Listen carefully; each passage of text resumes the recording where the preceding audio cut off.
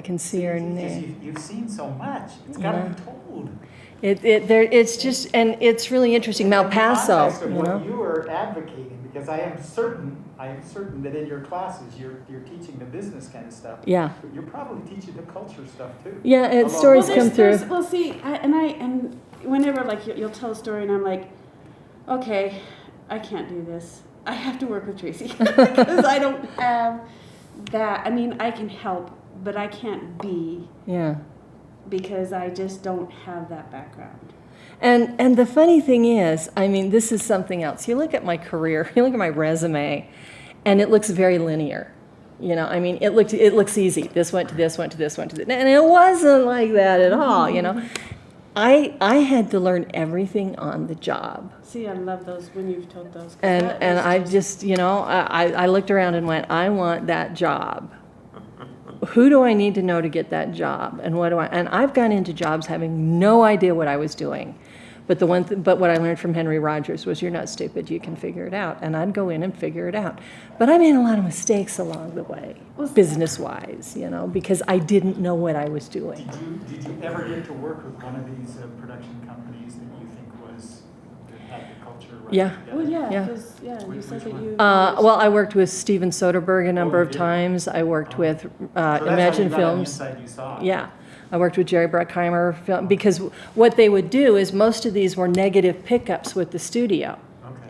And so I straddled a really weird fence. I had to answer to finance, I had to answer to marketing, I had to answer to promotions, I had to answer to legal, I had to answer to, I said finance, and I had to answer to production. So I saw the whole picture. And so these negative pickups would come in, and those of us in the studio, those of us that were executives, would be assigned these various projects. You're going to go work on that. You're going to go work on that. You're going to. Danny DeVito's team. What's the name of his company? I can't think of the name of his company. He's got a woman on his team, Amy Ferry. Amazing woman. I loved working with her. I loved working with Spike Lee's team. Really good. I mean, Even though you didn't want that That's third good. movie. yeah, they run like a well-oiled machine, and he takes great pride in coming in under schedule and under budget, and he does it on every film. And he's got a team that knows that and works toward that. And after I did the first film with him, he got game. He started at the studio requesting me. You know, okay, so you're coming in, you're going to be producing this, let's put a team together. And he would get under production resources, I want Traci. John Killick, it was the same way, I want Traci. And so you'd be working on that project. Yeah, I worked for Disney and I got paid by Disney, but I was helping make these films over here under negative And then pickups. this is negative pickup. Yeah. That's quite a story. By the way, there's a marvelous story. I say marvelous because I use this. William Wyler was Really. pointed out by one of the studio executives who said, William, why can't you be like this director over here? He brought his last film in under budget, ahead of schedule. And William Wyler said, what's wrong with him? Did he run out of ideas? It's a great statement. Actually. Yeah, actually. It's a great statement. Well, it's like Spielberg always says, he has never once completed a film. He's run out of money. Yeah, well, you know what? Leonardo da Vinci said, great art is never finished. Yeah. It is only abandoned. Yeah. It's true. Now, and I think what's smart about that is I want people on my team who have great ideas. Yeah. But you have to channel and direct and focus them. So it's not just a bunch of ideas, it's focused for a certain purpose. And that brings us here, and then we'll launch into your situation here. Yeah. The purpose being for the audience. It's all about the audience. What does Yeah. it mean to them? Yeah. What does it do for them? How does it benefit them? Well, and that's why with the green light, from the green light on throughout development, you're talking about, yeah, but your target audience. Who's your target audience again? Right. What does your target audience want? Right, exactly. And up front, before, in the writing process, early in the writing process, and then especially in directing, my directorial decisions are all focused on the audience. They should be, they Yeah. must be, or else Yeah. what's the point? It's like I always say in development, I want to make a phone, I want to design a new kind of phone. All of that is the research to make sure there is a place in the marketplace for that new phone. Mm-hmm. Is there a target audience that's going to buy something different from Apple? Exactly. That's the same with film. That's the whole point of the green light, is that we were talking about this on Tuesday. I just opened those notes. I have the students working on a Western.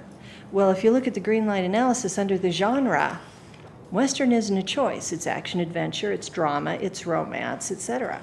These So, are like the system of narrative analysis, the emotional signatures. Yeah. This is in my notes. I was like, okay, I can't wait, because this just falls right in line. yeah, because with- you're looking at it, and I was telling the students, I said, to begin that green light analysis, you have to come up with 20 films in the past 8 years that have the same target audience and same genre.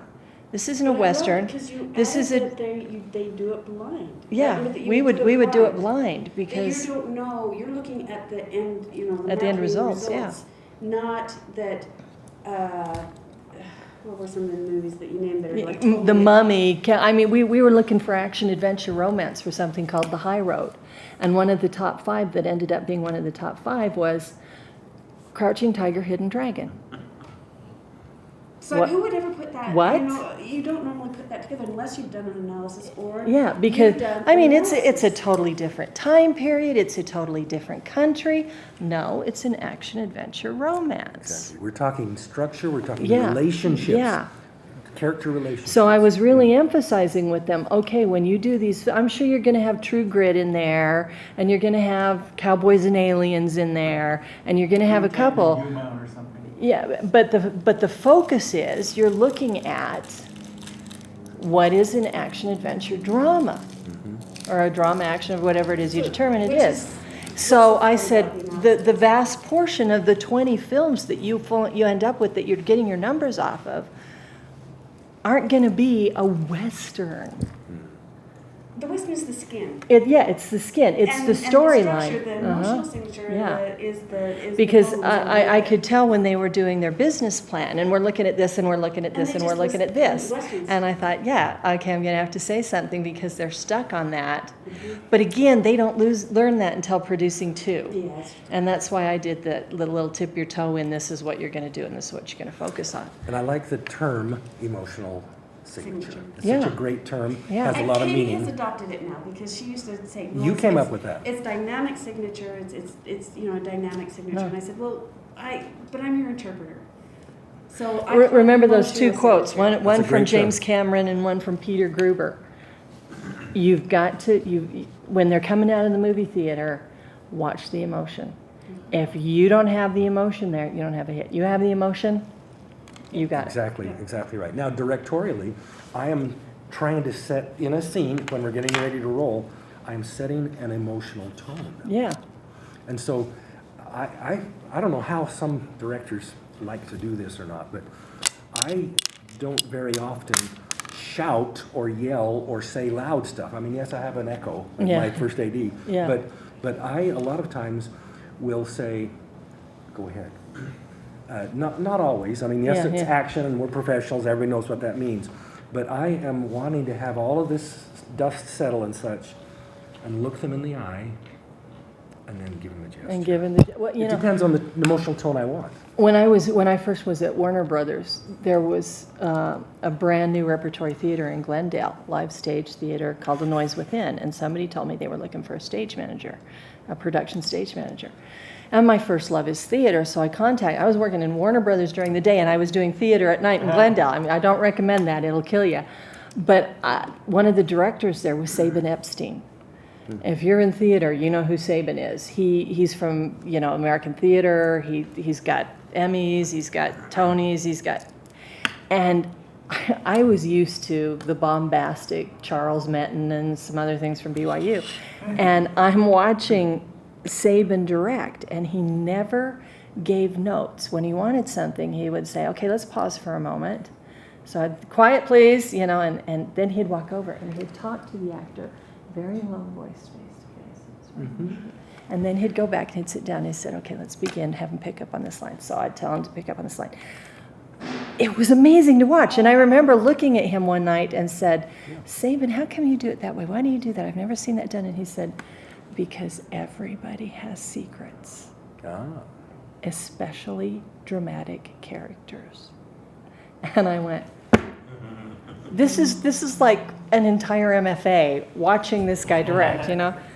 So, Isn't that He beautiful? did- he Oh my didn't gosh. want the others to know. yeah, he didn't want the other characters to know what he was telling this character to do. But They what didn't you- need to know, and they shouldn't have known. Yeah, I'd be surprised. Yeah. And the reason why is because it's from the inside out. Yeah, yeah. And there are so many directors who don't even comprehend the idea of inside out. It's all external, and Yeah. that's just phony, Yeah. foolish. There are many directors who want to be the director, Yeah, and that's their goal. yeah. And they make lousy films Well, instead of directing the audience. I used to be over recruitment at the School of the Arts. We finally hired somebody to do it. The film program is not in the School of the Arts, it's in engineering and technology. We've been trying to get him to move for 10 years, and it's a whole political quagmire. But they never had anybody at the recruitment, so people would send people who wanted, they'd come over to the School of the Arts. And I would always ask them two questions. First of all, I would ask them, why do you want to be in film? What do you want to do? Why do you want to be in film at all? And I'm looking for it because I want to tell emotional stories that touch people emotionally and change their lives. And sometimes I'd get it, and sometimes I'd have to lead them to it. Then I'd ask them, what is it you want to do? Do you want to be a cameraman? Do you want to be a director? Do you want to be, I want to be a director. Okay. Do you want to be the director that works with the actor, or do you want to be the director that works with the crew? Because that's two different people, And it was really interesting how many of these students had really no idea the structure or what they wanted to do. They just want to make films. I want to be a director. Because that's the term. Yeah. Well, it's the person at the helm. It's the person who tells everybody what to do, not It's an necessarily. ego trip. Yeah. And the biggest problem with most films, the majority of films, which makes them lousy, is the biggest problem is the director reached his goal.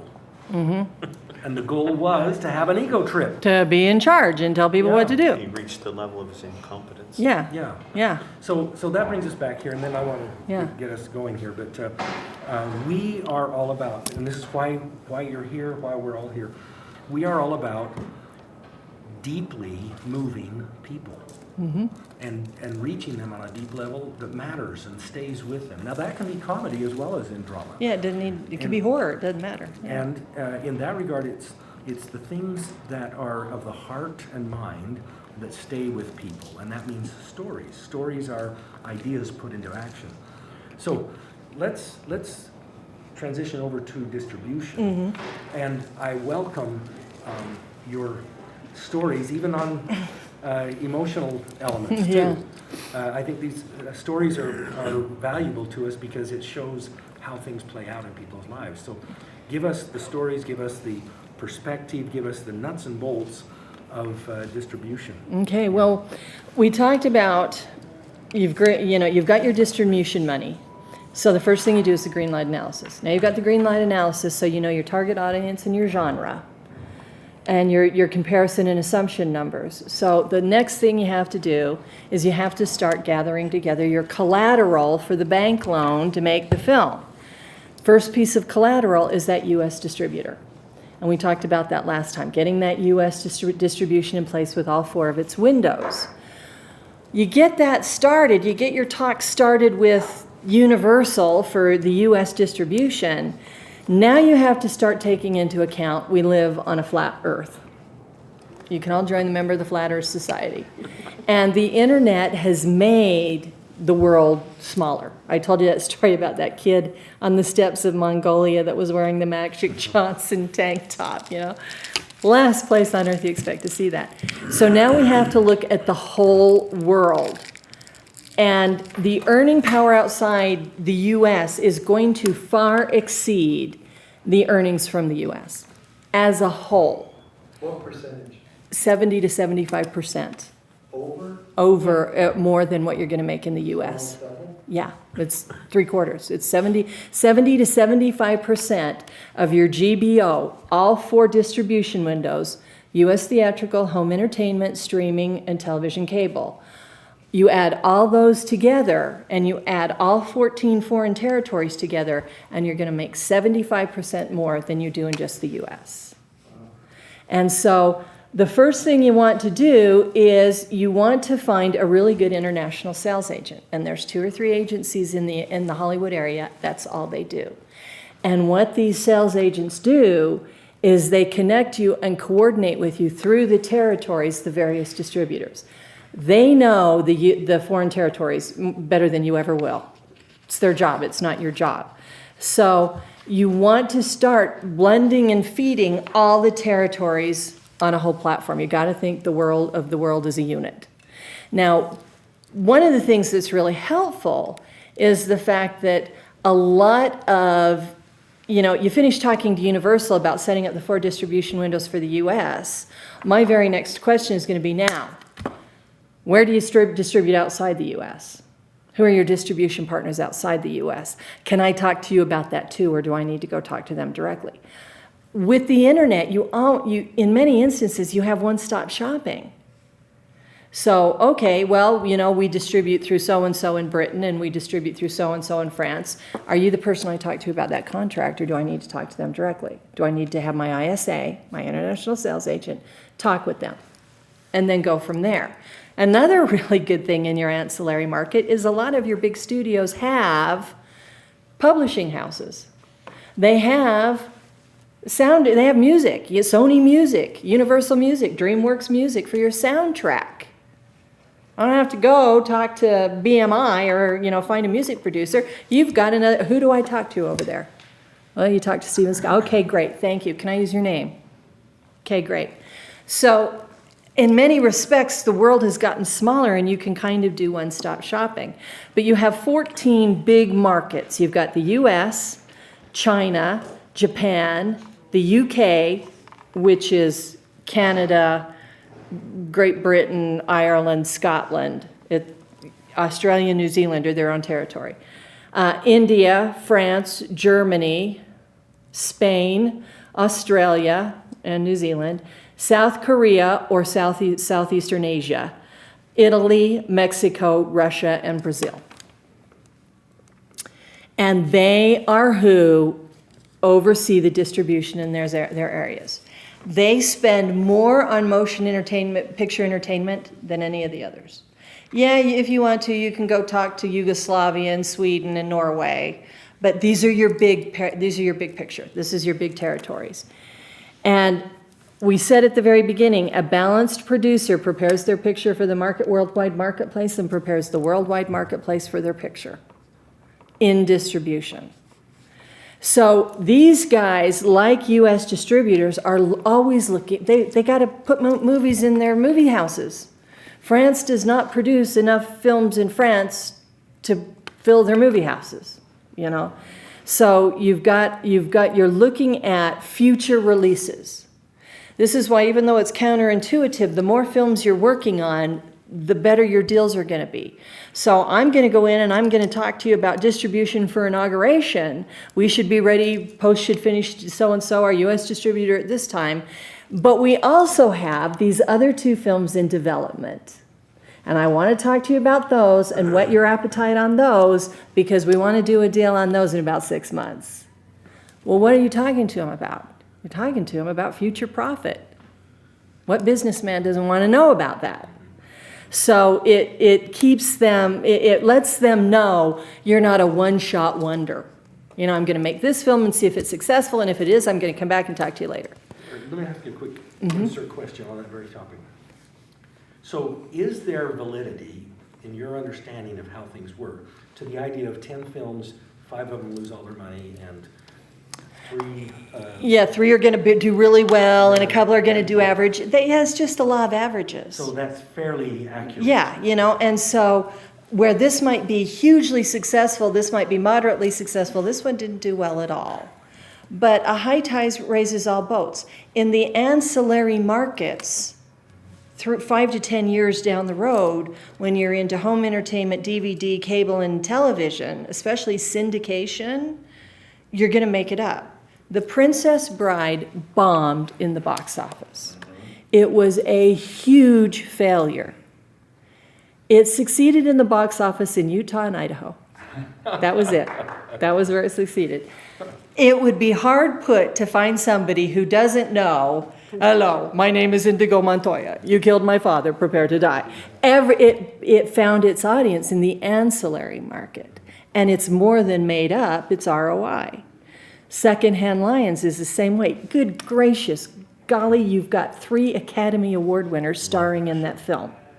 It bombed in the box So office. would that be because the distribution plan was not well It thought could, out yeah, it or could be a number of it, yeah, and that's why you do It's it. timing. Yeah, a lot of it's timing. A lot of it is marketing. I told you, Jerry had Hunter Killer sitting on his desk for 8 years before he went, okay, there was a market for this. Now, he could have made it, not done it all well, and made it up in the ancillary market, but he wanted it to do real well from the forefront. So yeah, as you're planning, in your mission statement, you're saying your production company is going to make 3 films every 5 years, or whatever. I pulled that out of my hat. We're hoping all 3 of them are whopping successes. Nobody, Bob Hope used to say, nobody sets out to make a bad film. But, for whatever reason, the marketplace wasn't there, the timing wasn't right, COVID hit, whatever. It didn't do well. But when you start accumulating your numbers and you look at that ancillary box office, ancillary earnings in the green light, films that, okay, my GBO was 125 million. By the time you factor in all the ancillary markets 5 to 10 years down the road, that film's at 900 million. Wow. But they took advantage of all the ancillary markets, starting with foreign territories. But always remembering, every film has 4 release windows. You don't want to overlook one. And so that's why you start adding these up, it starts adding up. Now, not every film you're going to distribute in all 14 territories. Romantic comedies don't do well in France. I've never figured that out. But so when your ISA says, no, Germany's not going to touch that with a 12-foot pole, don't waste your time on Germany. But the thing everybody forgets, if they haven't been to Europe or they haven't been there for a while, countries are next to each other like states are next to each other here. And so everybody in Italy is talking about how good this film is. Well, we didn't distribute it in France because we knew there wasn't a market for it. But word of mouth has now spread to the point that France contacts you and goes, well, we'd like to distribute it. Oh, Is it true in Okay. general that comedies do less well foreign because they can't understand the humor? a lot of it, because so much of it's pun or, circumstantial or situational. But again, the world is getting smaller. And here's the next thing. Every year, almost 1 billion people move from their native territory elsewhere. Interesting. That's a huge. Yeah. And within the next 2 years, your middle class is going to be the largest class in the world for the first time in the history of the world with disposable income. So, you just look at the borders here, okay, you can argue whether they're a civ or where it's safe or not, but how many Spanish Americans are now in America? They left Mexico or whatever country it was they left down there and came up here. So it's getting smaller, so that's getting to be less and less of a rule of And thumb. maybe comedies that aren't based upon puns and things. Yeah, have better do chance. really well. And I Physical read, comedy. Thrillers do good. World Yeah, everybody understands gore, yeah. I read that with how many 65 million Americans plan on moving because now they're more because of COVID. Yeah, Out of the United States? No, just going in rural, Oh, Yeah. yeah. moving out of Or- cities to smaller rural areas, Of course, yeah. after the election, we might lose a lot to different countries too. Yeah, and so if you look at that last point, for intelligently released pictures, which are ours because we're gonna do it this way, the diaspora income from North America alone is 10% of your total global GBO. Wow. You know, so you start looking at that and going, okay, so you need to recognize pictures that will work outside their core territory. And that's where these ISAs come in. They'll tell you, oh, this is going to be huge in Brazil and Mexico. What about Japan? Okay, yeah, you know, so they really know the territories. So you want to start setting this up for a number of reasons at the same time, or as you're close to closing your U.S. distribution. This is for my, okay, so U.S. gross box office earnings exceed $10 billion annually. That's every movie together in the U.S. in one year. Roughly 400 movies a year. Yeah. 60 to 70% of the theatrical earnings for those U.S. produced motion pictures are earned outside the U.S. I would say it's closer to 70 and 75%. So it's, you've got that. Real quick question. Yeah. Insert. You mentioned 120, say for example, 125 GBO domestic, you'd end up with 900 GBO worldwide at some point. With the ancillary markets, yeah, within 5 to 10 years. Okay. I assume that the performance of the domestic box office has a huge impact on those other markets. Yes and no. It's more word of mouth than global box office, than box office, U.S. box Word of office. mouth in each territory. It's in each territory. It comes down to your marketing. I mean, one of the things, when you start, you know, this is why you go to film festivals. They're not there for you to submit your films and hope that you're one of the 3% that are accepted. And you're one of the 0.078% that are acquired out of that 3%. It's because, and we'll talk about this in just, where are they? Let's see. Okay, there we go. There are 6 that you should pay attention to. AFM, American Film Market, Santa Monica, first week of November every year. Everybody and his dog that distributes a film anywhere in the U.S. is there. So I pick up the phone right today and I wouldn't be able to catch them in their office. Yeah, not this week. This week, they're all there. Do they have screening rooms? They have screening rooms. I mean, it's a circus. It is just a circus. Take a bottle of Excedrin because the noise level is astounding. It's cement floors, so wear comfortable shoes. And about 4 to 6 weeks before you register to be there, you go online and there's everybody who's going to be there. And I want to talk to China, Russia, France, the UK, Australia, and Germany and Italy. Those are the ones I want to talk to. Okay, Joe Blow is there representing Russia. Here's his name, his phone number, and his email address. You call and you set an appointment. So if you've done your job right, this all should be set up. You should be able to set it up. No, it should be set up long before you even make your film. Yeah, see, that's the thing. You should never have to go through this phase. No, and that is the point of, this is why Hollywood does it this way, is because before you begin pre-production, your distribution worldwide is already in place. Your distribution through novelization, your soundtrack, are you going to turn this into electronic game? Your gaming. All of these contracts you're contractually already in place. And it's those contracts that are the collateral that you take to the bank to get the bank to fund the money. It's already guaranteed a release worldwide. So walk us through, maybe you're already planning to do this, but walk us through, once you meet with Joe Blow from Russia, Yeah. how you end up with a signature. Okay, we're gonna get to that. If you're getting these names from your U.S. distributor, wouldn't Yeah. you just go directly to Yeah, you them? can go directly to them. You don't have to go to these markets. Yeah. You can, Universal says, well, we do these 3 territories, and you go, well, who do I talk to? Do I talk to you? Well, I'll talk to so-and-so, so-and-so, and so-and-so. Great, can I use your name? Can I drop your name? Okay, great. You can get them on the phone. You can shoot them an email. They also have agents that are there just for walk-ins. You hadn't thought about, we forgot Japan. Crap, how did we overlook? I mean, that's one of the most populated, territories in the world.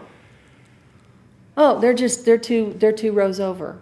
And you can just walk over and say, I need to talk to somebody. Is there an opening today, or can I set an appointment for sometime this week? Oh, yeah, they have agents for walk-ins. And it is literally as simple as that. Hi, my name's Traci Hainsworth. I'm from Thunder Media. I have 3 films I want to talk to you about. There isn't a secret handshake. There isn't a secret language. That's all you have to do. And then you have to, but you've got your green light, you've got your assumption numbers, you're about to sign or you have signed with your US distributor. You've got a script. This is, you know, we're looking at so-and-so for our directors. We're looking for our director. We're looking at these 5 actors for our leads. You're not there going, I've got a script that I really want to produce. You're at the point where we've got to start talking seriously now. Well, because it's going to happen. Yeah. With or without you. With or without You you. have a piece And of- that's part of the conversation. Cans would be the next one, if you can deal with the circus and you can afford the hotel. And parking sucks. Okay, and then you've got EFM, the European film market, which is like the American film market. Everybody's there. It's connected to the Berlin Film Festival. It's the Berlin. And so you can go there. Other places you can attempt, you can be sure everybody you're going to want to talk to is our Sundance, Toronto, and Tribeca. And the only reason I would go to a film festival would be to network. I don't care how good my film is.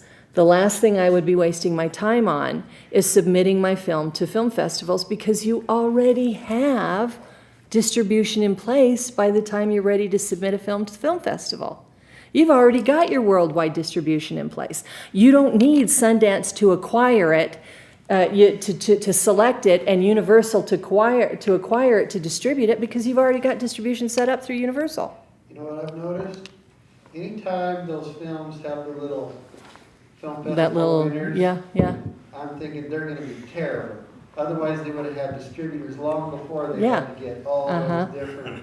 And most of the time, they are terrible. They are, yeah, Very and- seldom are they good. or they would have And already this got- is why when Sundance comes around in January, every faculty member in the DGM is telling their students, you need to go up there. We're lucky we have Sundance. You need to go up there. And I look at my students and go, no, it's not an excused absence. Because you're not using it the way it's meant to be used. If any one of you are at this point where you're securing international distribution, I will personally drive you up there. I will pay for parking and your lunch and dinner, and I will sit in on those meetings and help you. None of you are at that point, so don't even ask if you can be excused from class. And I have faculty that hate, loathe, despise, and abominate me because I won't. So here you can centralize your meetings. One-stop shopping. I can do it all in Santa Monica the first week of November. Then, once you have those connections, you go back to stroke them, but you're now in a position where you can pick up the phone and go, hey, Bob, it's Trey. I need to, let's talk about this. Let's set an appointment. Shoot him an email. And it's going to be obviously a distribution-only situation. It's not in-house, it's not negative pickup because it's already ready to go by the time they get it. So it's a distribution-only deal, and it's the same points on the distribution only. So Now, where's your sales agent in this thing? Your sales agent can still be, if you're using a sales agent, you can still be working through them to set up meetings and conduct meetings and to deal with it on their own. That's another way of doing it. That's another way of doing it. I myself would partner with the agent. And this is a person that you want to consider part of your production team. I would ask them, can I use you as a reference? And I would ask them, would you be on my advisory board? I want you there, yeah. So, in a previous meeting, you mentioned, if you have all these contracts in place, you can, Yeah. there's certain banks that will give you a loan. Yeah, Well, I would never take out a loan because they're too risky and I could lose everything. yeah, So I would never want to take that risk. So,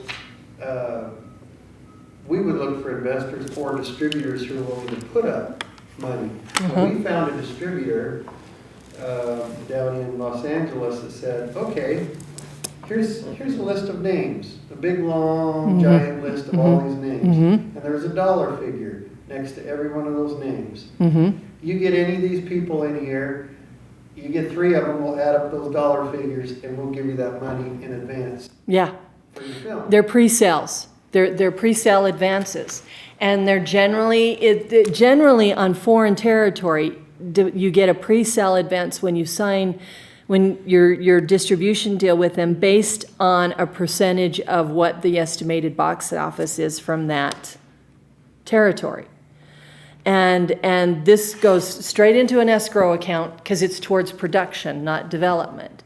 So, you know, by the time I sign with 8 of the 14 territories, I could have $8 million in the bank already toward production, or what, you know, based on the pre-sale advance that they're going to sign with me. And it's you're an, thinking that the deal that you're talking about is the same kind of. yeah, it's the same kind of thing. Actors Here in the and US. distributors. Yeah, yeah, Because they know they pre-sale, that was for international markets. yeah, and that's, Yours yeah, was? That was? Yeah, Oh. that Yeah. was for all international markets, Mhm. because they know that these people internationally can bring in these enough this to money. justify These this. name of actors? or Yeah, something? actors, So what we did is directors. We spent $10,000 and we hired a high-end talent agent, Uh-huh. casting agent down Uh-huh. there. Paid her $10,000 and said, get us some of these names. Yeah, And They're actors, right? actors, Yeah, yeah. yeah. Whole big long list of actors. And we had a lot of interest, and we had one guy who was really interested, who had a pretty good number next to his name. yeah, And he got killed. yeah. In his car, in his driveway rolled down. He Oh, was the kid guy who played Chekhov. Chekhov. Yeah, He was the guy who played Anton, Chekhov in I can't Star think of his Wars. name, Yeah, yeah, he had yeah. a good number next to his name, and our talent agent had him very, very interested. And we thought, okay, we've got somebody, it's going to work out. And then he was killed in his driveway when his car rolled back over. yeah, yeah. And so, and then COVID hit and everything. Yeah. But And then nothing ever happened. Do really in France they're gonna know the various actors? Oh, yeah. This is a big deal. Oh, yeah. They have their favorites, and they have people they hate. Their country, that we have actors that there are some countries that just hate, loathe, despise, and abominate that actor. No, we're not gonna touch that with a 10-foot pole. Okay, appreciate it. You know, but when you sign with them, you do get that pre-sale. And so, What kind of and percent is the pre-sale of the expected box office? it's like 10%, it's 10%, sometime you can go as high as 20, but rule of thumb, it's 10% of the estimated GBO of that territory. So That's- with your that's green before light, it's yeah, so with your green light, you've already shown that this is how much it does. So if I know I'm gonna go and I'm gonna talk to, you know, China, then I'm going to check, I'm going to take that estimated GBO, those assumptions I have on the ancillary markets are totals. I'm going to go back into IMDb Pro, which lists by country, and go, oh, okay, in China, that film, those 5 films that I did my comparison with, this one did this amount, this one did this amount, this one did this amount, this one did this amount in China. Okay, the average there is 94 million. I just pulled that out of my hat, you know. Let's say that film did, you know, $2 million in China. And I sign a pre-sale with China based on the assumed numbers, and they know what the numbers are. They know what their territory's doing. We anticipate making approximately an average of $2 to $3 million in the Chinese box office, in the GBO for China. But it's not just box office, it's the. It's your whole, Right. yeah, when you total them All up, four whole windows. 4 windows, I couldn't get that out. But your box office is gonna be this. Now, if you add in the ancillaries, it's gonna be this. Yeah. And so they go, okay, yeah, it's gonna do really good. So they sign their pre-sale agreement with you. You now have distribution set up in China, and they will give you a 10% advance on that $2 million. Does IMDb Pro have also the actors that are big in Yeah. certain countries? No, they don't break it down that way, but they do have viewer ratings. This is what the viewer rating is. They, For you know, the actors. star meter for actors. But, you know, your ISA agent knows those Yeah, for foreign countries. for foreign countries. I mean, David Hasselhoff is still bigger than the Beatles and Elvis combined in Germany. I know, that's. That's what you know that is. You know, I mean, Right. yeah. So there's something else that's, Yeah. that's kind of interesting. This distributor didn't care about our script. They said, if the actor, any one of these actors, if they like your script good enough to be in it, it's good enough. It's good enough for us, yeah. They didn't even Yeah, think, yeah. we don't care about your script. And with all the preparatory work that you've done, all the numbers you've pulled together, the market research you've done, you're only going to impress them. We already know our genre. We already know our target audience. We already know the assumed box office numbers. We already know the assumed ancillary numbers. Wow, you know, I mean. You've got Tom Hiddleston. Yeah, that when we sent that packet that I showed that we did the green light off of, that was what we sent. You saw about half of it to Tom's agent in London, Christian Hodel. We sent it on a Tuesday. No, we sent it on a Friday. It was a Thursday or Friday. On Tuesday was an email waiting for me when I got to work, and I opened it up and I thought I was shaking. I was like, please, please, please, please, please. First two paragraphs were all how amazing that market research was. And wow, this is stunning. This is guaranteed success. This is amazing. Third paragraph was something to the effect of, Tom loved the script. This is great. Send us an offer. It was all this research, this market research, that blew him out of the water. And so, and all of them are like that. And so, you know, and also what they'll do, and don't forget your 4 major windows. Okay, I'm trying to get to where I want to get. Well, anyway, now I can't remember what I was going to say. Well, if it was important, it'll come back to me. Okay, but you really, each one of those distributors, they now become a part of your production team. And you really take the attitude with them, we are not going to make this film. We are not going to produce this film unless you're on board. This is our film. We are a team now. You show them draft? Yeah, and you want to keep them in the loop as you work with them.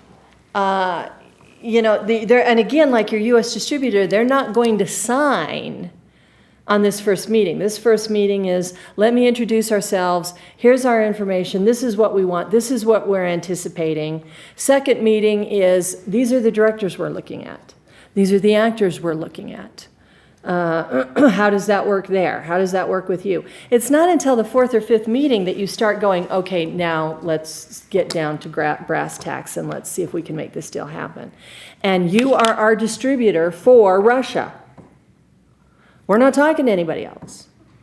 You're who we want for Russia. So when you say third or fourth meeting, It can, you know, after the first meeting at AFM, you can Zoom. You know, you've now got their contact information. They know who you are. They know what you're talking to them about. And you know, those of you, like I really stress with my students, not so much this semester because online is killing me, but you should be reading the trades every day, Hollywood Reporter or Variety, one of the two. I get Variety. And you're looking through them, you know, you go online, and I look online, and then because I'm not in Hollywood, I get the weekly edition, the printed edition, instead of every day. But you go online and you punch under film, and 9 out of 10 articles are, so-and-so is attached to this film. So-and-so has just signed to direct this film. It's, you know, it's press releases. Well, your international territories have their own version of Hollywood Reporter and Daily Variety. Whatever it is they call it in Germany, it's the same thing.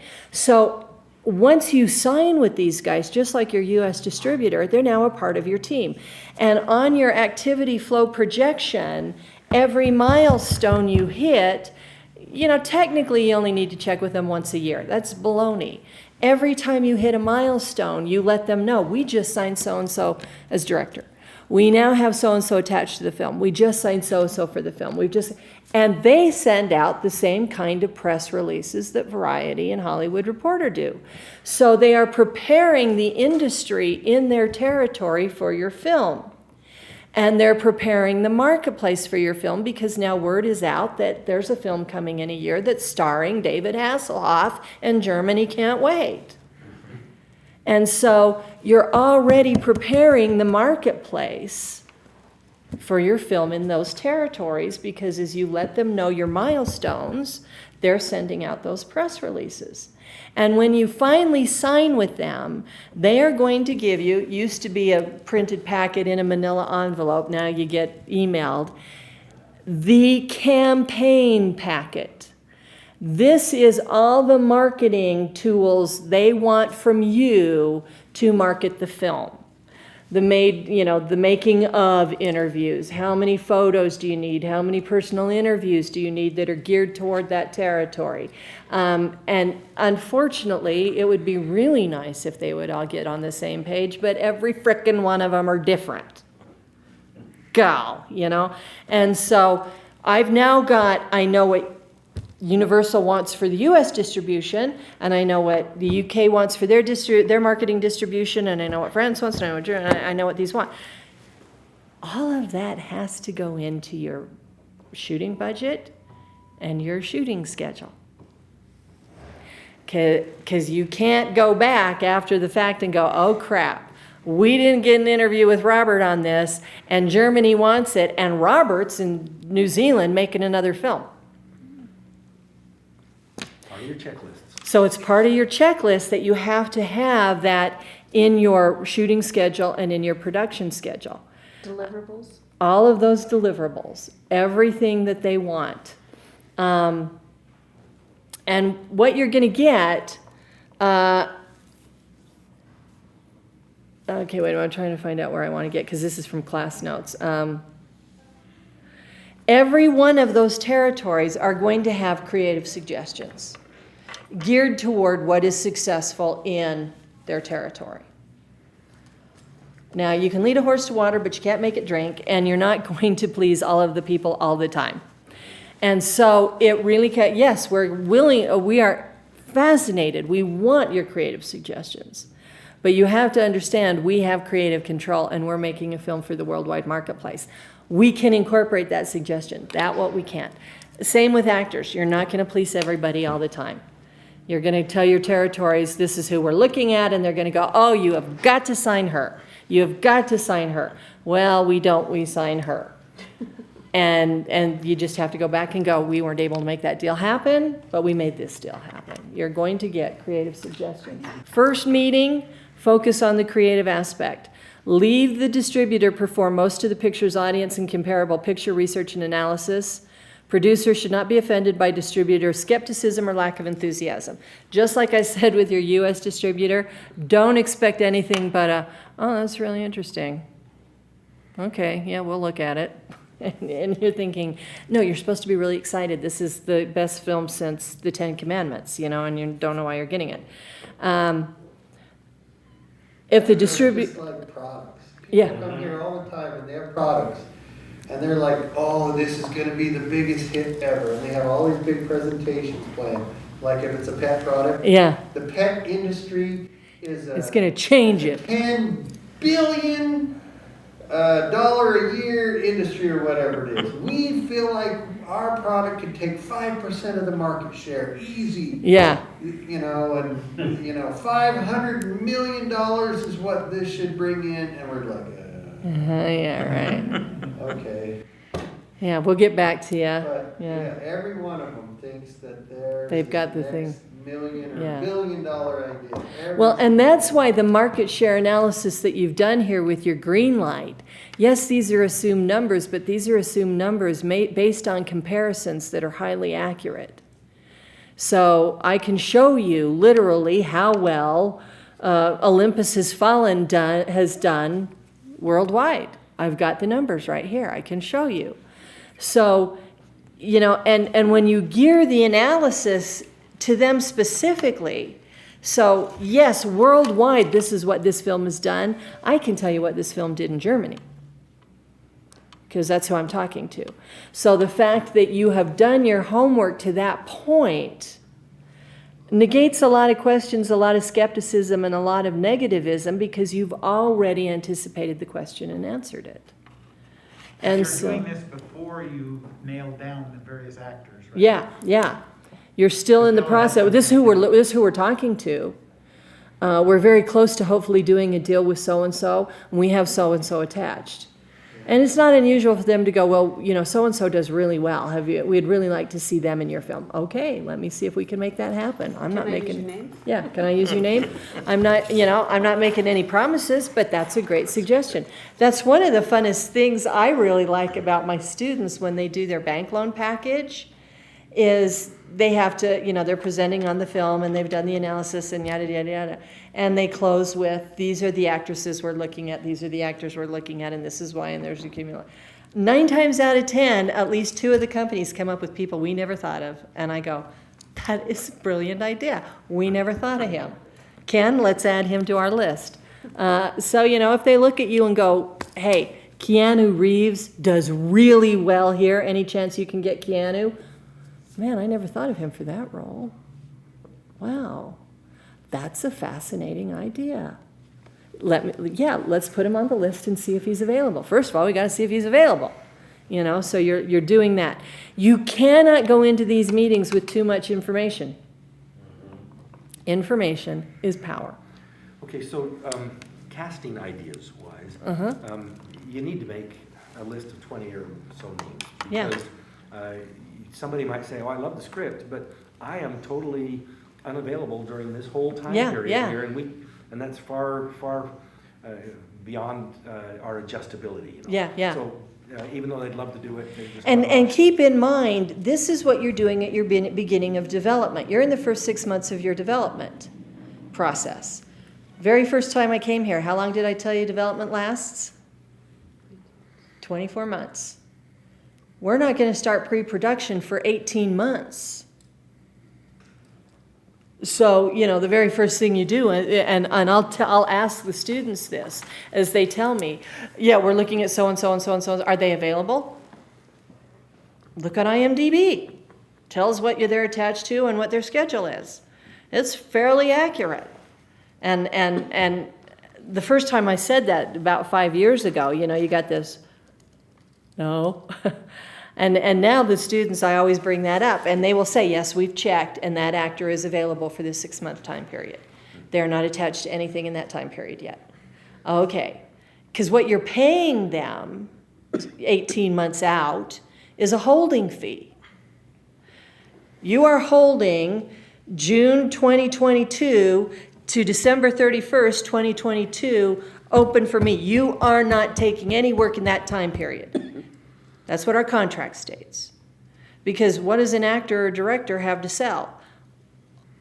Them and their time, that's it. So I'm paying you a holding fee to keep that time period for me. How much of the whole? It depends on, it's a percentage. Ask the agent what their general, what their general film fee is. If you're trying to get them at rate, go in expecting, rate. You might still have to pay a somewhat high holding fee to get them. But it's a percent. This is highly confidential. Please do not let it go out of this room. But our holding fee for Tom as lead actor and executive producer was $2,000. Okay. And he keeps that. And he keeps that. He keeps that even if everything falls apart. But and we've had to renegotiate 3 times because our time period hinged on Loki. And Loki keeps getting pushed. And so, and his asking fee right now, top asking fee right now for a film is $10 million. So, you're looking at a lot of logistical information and details when you start trying to pull all of these talented people together at one time. That's why so many times I'd go to a premiere and think, damn, we got a film. Wow. Never thought we'd finish. The thing you have to remember when you're dealing with them, because some of them, yes, they can be arrogant about the whole thing. We're France. Yeah, that's wonderful. You've lost every war you've been in. So the thing is, they need you. They need you. There's no getting around that fact. If all you had to distribute in your movie houses in France was films produced and made in France, you'd be shut. So, let's get real, shall we? Let's talk turkey, And there's a way around that. And you have a finance plan in place. You know, you've got your cash flow analysis and your activity flow analysis for development. And you're in the process of putting the cash flow, the budget, and the shooting schedule for the film. This is a done deal because you can it still seems to so many people ephemeral. There's nothing substance there. You know, I can't show you whatever it is we're building toward. It's still very nebulous, and so sometimes you get that. We are going to begin the development of following a schedule that will allow you to deliver it to them during a specific pre-disclosed release time. You know, by this time you're a year into development. So you're looking at, you are going to get this film winter of 2023. And we would really love February. We'd like to get January out of the way, but that, you know, depends on the availability of what you've got. But again, just like your U.S. distribution, you're contracted and you're bonded to deliver at this time on schedule at such and such a, you know, the budget doesn't matter on foreign and international, but the schedule does. And so that first meeting, you're setting parameters. We're convinced that you are the ultimate distributor. We're going to perform as your fully funded development and production for this film. Nobody else is making it but us. And if you're not interested, no hard feelings. You'll still be my friend. I'll still send you a Christmas card. I'll talk to you about my next films. But if you're not interested, we got to go talk next door. That's how serious we are. We are proposing best efforts, good faith, no obligation. We'll include you and you will assist us in validating our audience and market research for the picture in your territory. This is what we have determined is the genre. This is what we have determined is the target audience. If you market it the same way you marketed these films, let's work together. We will continue to ask for your creative consultation. We will communicate with you exclusively. We'll coordinate with you on your press and advertising, and we'll provide you with all of the deliverable elements you need. Those are our points that we're willing to negotiate on. This is what we want to do. And so, you know, you've set this. At this point, that seems undercommitted. That still seems somewhat tenuous. But at least you now have got to go ahead to continue on this relationship. Yes, we're very interested. We want to be the distribution on this. Let's continue talking. Okay, great. Here is, in hard copy and on thumb drive, our script and our green light analysis on this film specified toward Russia or whoever you're talking to. Here you go. Let's get in touch again in about a month when you've had an opportunity to review all this information once you get home. Okay, great. Then I'm going to call you the first week of December. I'll shoot you an email and let's schedule a Zoom. Great, thanks. And you're nurturing that relationship the same way you're nurturing all the others. And again, you're keeping their in the information loop. You've just given us a scenario that takes place basically at AFM. Yeah. And that's your very first meeting with this Russian guy. Yeah.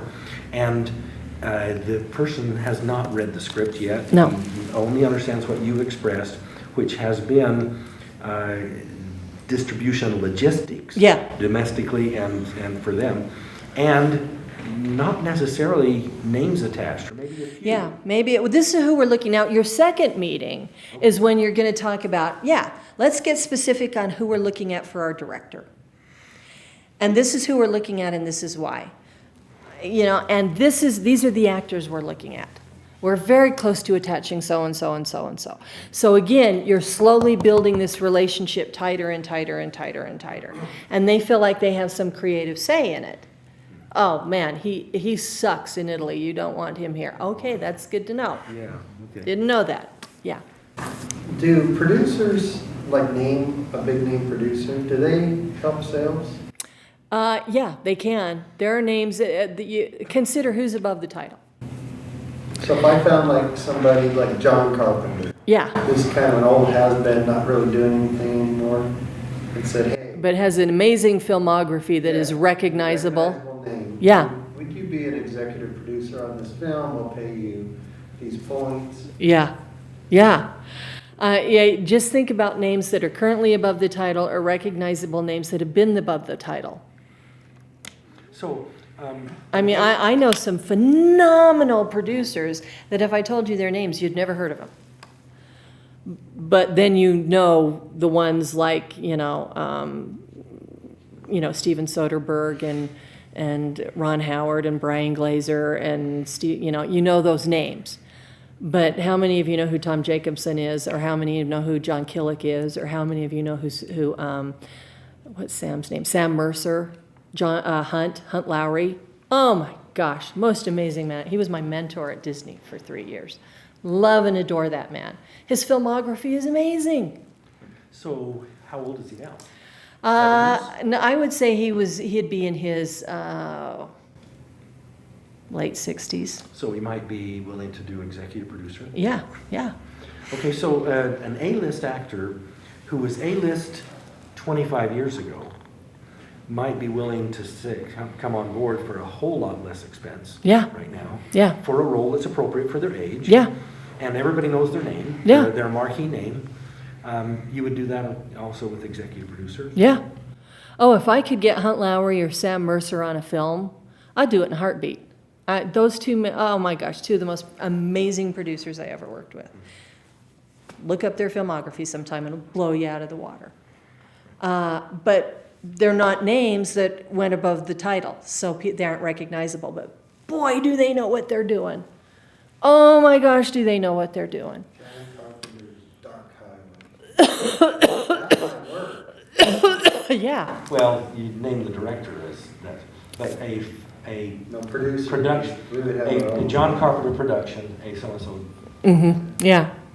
And those are names that are recognizable worldwide. I mean, it was a John Carpenter film we did in Uzbekistan. I had to look it up in the atlas. I didn't know where it was.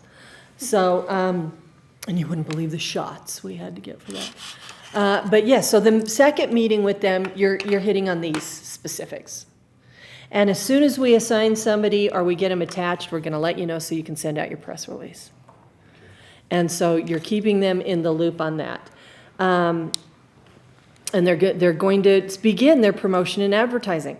So, you've got a group email that is going to your U.S. distributor. It's going to your executive at Universal. It's going to your executive at Russia. It's going to your executive all this. Hey guys, wanted to let you know.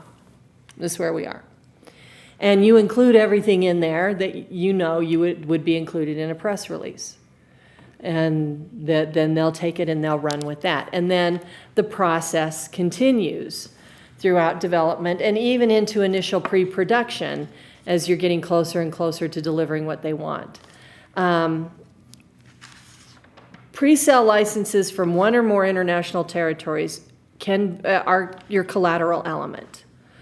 All of them are collateral element because all of those licenses represent assumed monies, assumed box offices.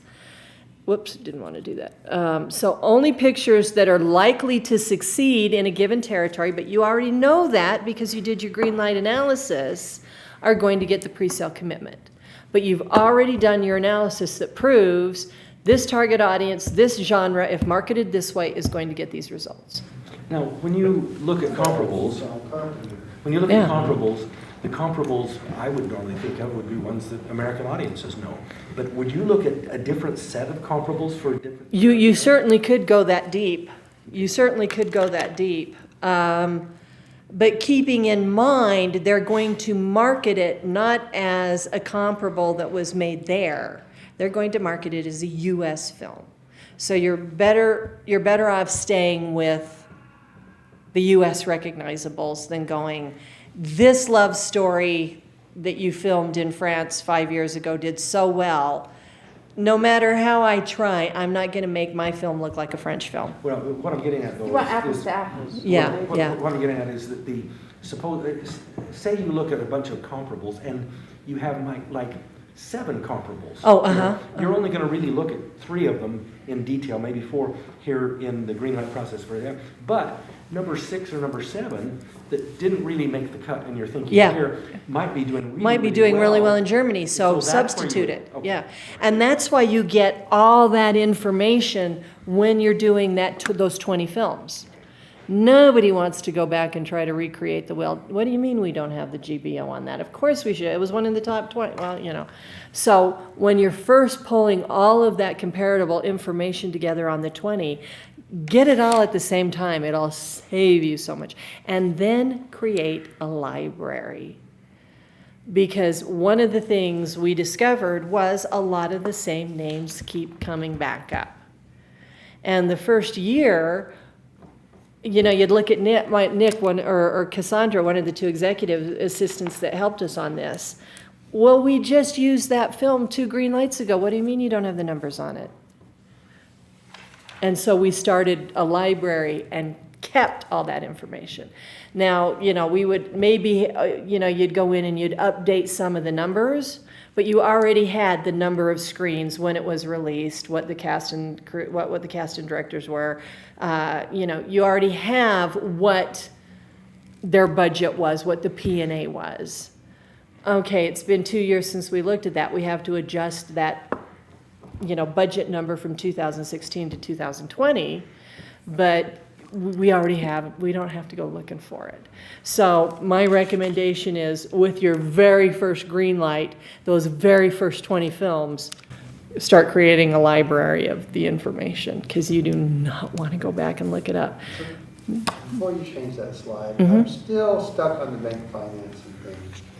'Cause I've probably done two dozen loans of all different kinds, Mhm. everything, I mean, everything you can imagine. Yeah, And I've never not been forced to be a personal signer, personal Guarantor. Yeah. On a loan, ever.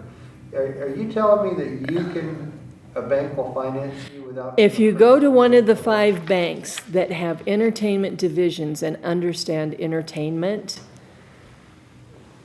yes, you can. You posit, I mean. I know people who have. I would love to see one of their agreements. Can we get our hands on one of those agreements? Let me check my records and see if I have one. Because that could bankrupt a person. Yeah. And that's one of the reasons why each one of these companies is an LLC. It can bankrupt the company, but it can't bankrupt you.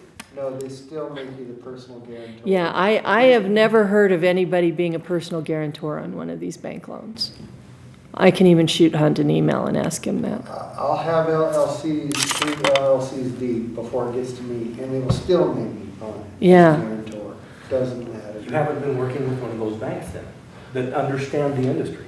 I mean, I'm extremely skeptical that they won't do that. I want to see one of their agreements. Yeah, I'll shoot Sam or Hunt an email and ask him if they know if I can get a copy. Because I don't think I do. In my personal, I left so much in Hollywood when I left because I never expected to be back involved in any way. So a lot of templates and stuff I don't have. But let me shoot, or John Turtletop. Let me shoot those guys an email and see, because I never heard of anybody having to do that. Yeah, the bank should have, you know, they use the same agreements every time, you just modify it a little bit. So their template agreement, they Yeah. should be able to give that out. I don't see why that would be Yeah. secretive. Let me check also with those divisions in those 5 banks and see. Yeah. Because I know, like, I managed to get my hands on the bond template, you know, an insurance bond for a completion bond. But when I called as a professor and asked for it, yeah, we would just be happy to send that to you. That's $800. Well, I can guarantee that my department chair is going to wig when I tell her I need $800. It's not going to happen. But one of my students during COVID, preparing his bank package, called and told him he was a student. They emailed it to him that day for free. And he contacted me, Rush contacted me and said, I just sent you an email. And I opened it up and I went, where the hell did you get this? And he goes, I just called and told him I was a student. He got it for free. They wanted the university to pay $800. So yeah, let me see if I can get my hands on that. Let me see that. Yeah, because that's, I mean, you could easily get your funding, you know, if you had all your contracts in place, like you mentioned before. It sounds like if everything worked right, that's a great way to get funding. But then again, what's the risk? Yeah, So, you know, if you're not a personal guarantor on it, you know, then that's great. yeah. I mean, Well, I see where you're coming from, exactly. I know exactly what you're saying. Let me ask one of those guys if they can send me a template. And meanwhile, I'll also, maybe I'll have one of the students do that. Yeah. Contact the banks and ask the banks for a Yeah. copy. Call these entertainment divisions and see if you can get this. Extra credit they provide. Yeah. Document. I've gone so far, I did this one time last semester, something came up and I said, if you can get this, it's a guaranteed A, I don't care what kind of work you do. And now, she actually was an outstanding student and would have earned an A anyway. But she showed up 2 weeks later and went, here you go, and I went, I'm marking it in the book right now. So let me see if I can get one of them to contact the banks and ask for a template. yes. Yeah, because I know every template I've asked for, they've asked The me. templates would actually list all their expectations. Yeah, too. yeah. Everything. Yeah, everything is in that loan documentation. And one of the things I really stress when they start putting the bank package together is have 5 different people look over that loan paperwork. Because when they say no, they don't tell you why, they just say no. And you might find out there was one line where it said initial here that you didn't initial here, and that's why they said no. So make sure you have 5 people in your production company go over that with a magnifying glass. Because So- you don't want to be rejected on a loan because of some piece of stupidity. So, I see 4 ways to fund a film. And tell me if I'm missing one. Uh-huh, This bank loan route. uh-huh. 2, the distributor pays for the whole thing. Mm-hmm. Distribute, in-house. Yeah, you find a distributor that loves it and is willing to Mm-hmm. get behind it. For example, if I got John Carpenter and said John Carpenter's Dark Highway, and it had a couple names, Mhm. actors, that would be highly marketable. Oh, I'd take that to Universal in The a distributor minute. would say, I will take that, and we will fund it, and we will pay, you know, and then work a deal out. Yeah. So I can see that working.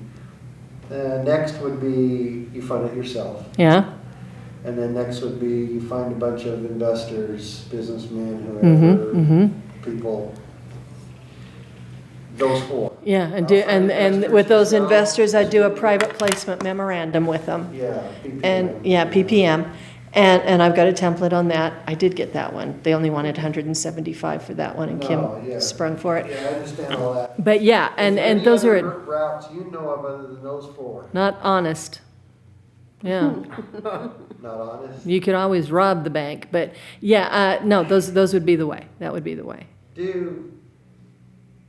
That could be a good money laundering scheme. It really, oh yeah, it really could, let me tell you. I bet- And I'm sure a lot of people, when I bet a the, lot of films get in, made that way. in They the, in the look great 50s, when the money mob was laundering. trying to take over Hollywood, that was why they were Well, trying to it's the take over reason- Hollywood. Who was trying to take over? The mob, It's the reason why Hollywood is in Los Angeles. instead of and not in New Arizona. York or Yeah, and somewhere not in else. New York or Arizona, yeah. There's an old story behind that. Yeah. So, yeah, and as it was, Lucky Luciano came very close to getting a real handle on it through Hot Toddy. What was the actress's name? Everybody called her Hot Toddy. I can't think of her name. Anyway, she finally ended up murdered by the mob.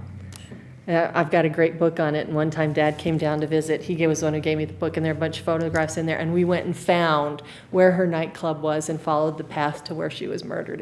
We got pictures. It was really cool. We're weird that way. We love history, you know. So, but yeah, those would be the methods. Those would be the legitimate So methods of once you doing know it. 4, then you just start attacking, you try one Yeah. avenue until it's exhausted. Then you try another one until it's exhausted. And was it you who was telling me that you went to Huntsman and Huntsman's? Yeah, I've been burned. Why would I do that? Exactly. You know, and that's why this kind of, you're preparing your film for the worldwide marketplace, and you're preparing the worldwide marketplace for your film is so powerful, because all of this analysis, the market research that you do isn't, oh my gosh, I've got an amazing script, I want you to back me on it. Well, you know, is there any guarantee I'm going to get any? you don't know. That was what was wrong with those pitch meetings before we started doing this. Somebody would pitch us a film and Harvey would go, how much money am I gonna make off it? Well, how do I know? We just heard the pitch for the first time with you. And yet that was so much that was going on, and it What came. kind of return on investment are banks looking for? Usually, like when we would do the producer share analysis sheet, and it would come down to the bottom ratio, Harvey, and he financed through bank, was always looking for 4-to-1 ratio. He would take a 3-to-1 if it was an amazingly good, strong story script, but We're talking about 400%. 4-to-1 ratio, yeah. So, that's why you look at the, and even though it's really strange, and I said this By before. the very, very end, like, By the U.S. gross box office, well, after the first year, all 4 windows. And so if you look at that producer share analysis form. So if it were a $50 million budget, for example, just round number, and it was projected realistically to bring in 200, he'd say yes. Yeah, And are we talking about, usually, you split proceeds, the producer splits with the investors, right? Or so are we talking about a 400% to investors or 400% and then it's split? let me. You're talking find this. GBO 400% compared to production budget, right? Yeah, Okay. And so, that would be, then the proceeds would be the return, it's split with the investors. And distributor and Yeah. all the rest. because you're talking net, not gross. I can kind of give you an idea. I had to find investors for this tennis and pickleball center right here. So we had to raise $5.5 million for this thing. So I had to go find a bunch There of we go. investors, and we met with tons of investors, tons of people with money. I am an investor, but I could not, we needed a bunch of investors in this. And here's what they all said. So we went in, our presentation started off, well, we estimate that your return is going to be 5 to 7% annually on your money. Yeah. Whatever you put in, you're going to get 5 to 7% back. The first few investors just poo-pooed that and said, are you crazy? Don't waste my time. One of them stopped right in the middle of the presentation, closed it. We're done here. Sorry.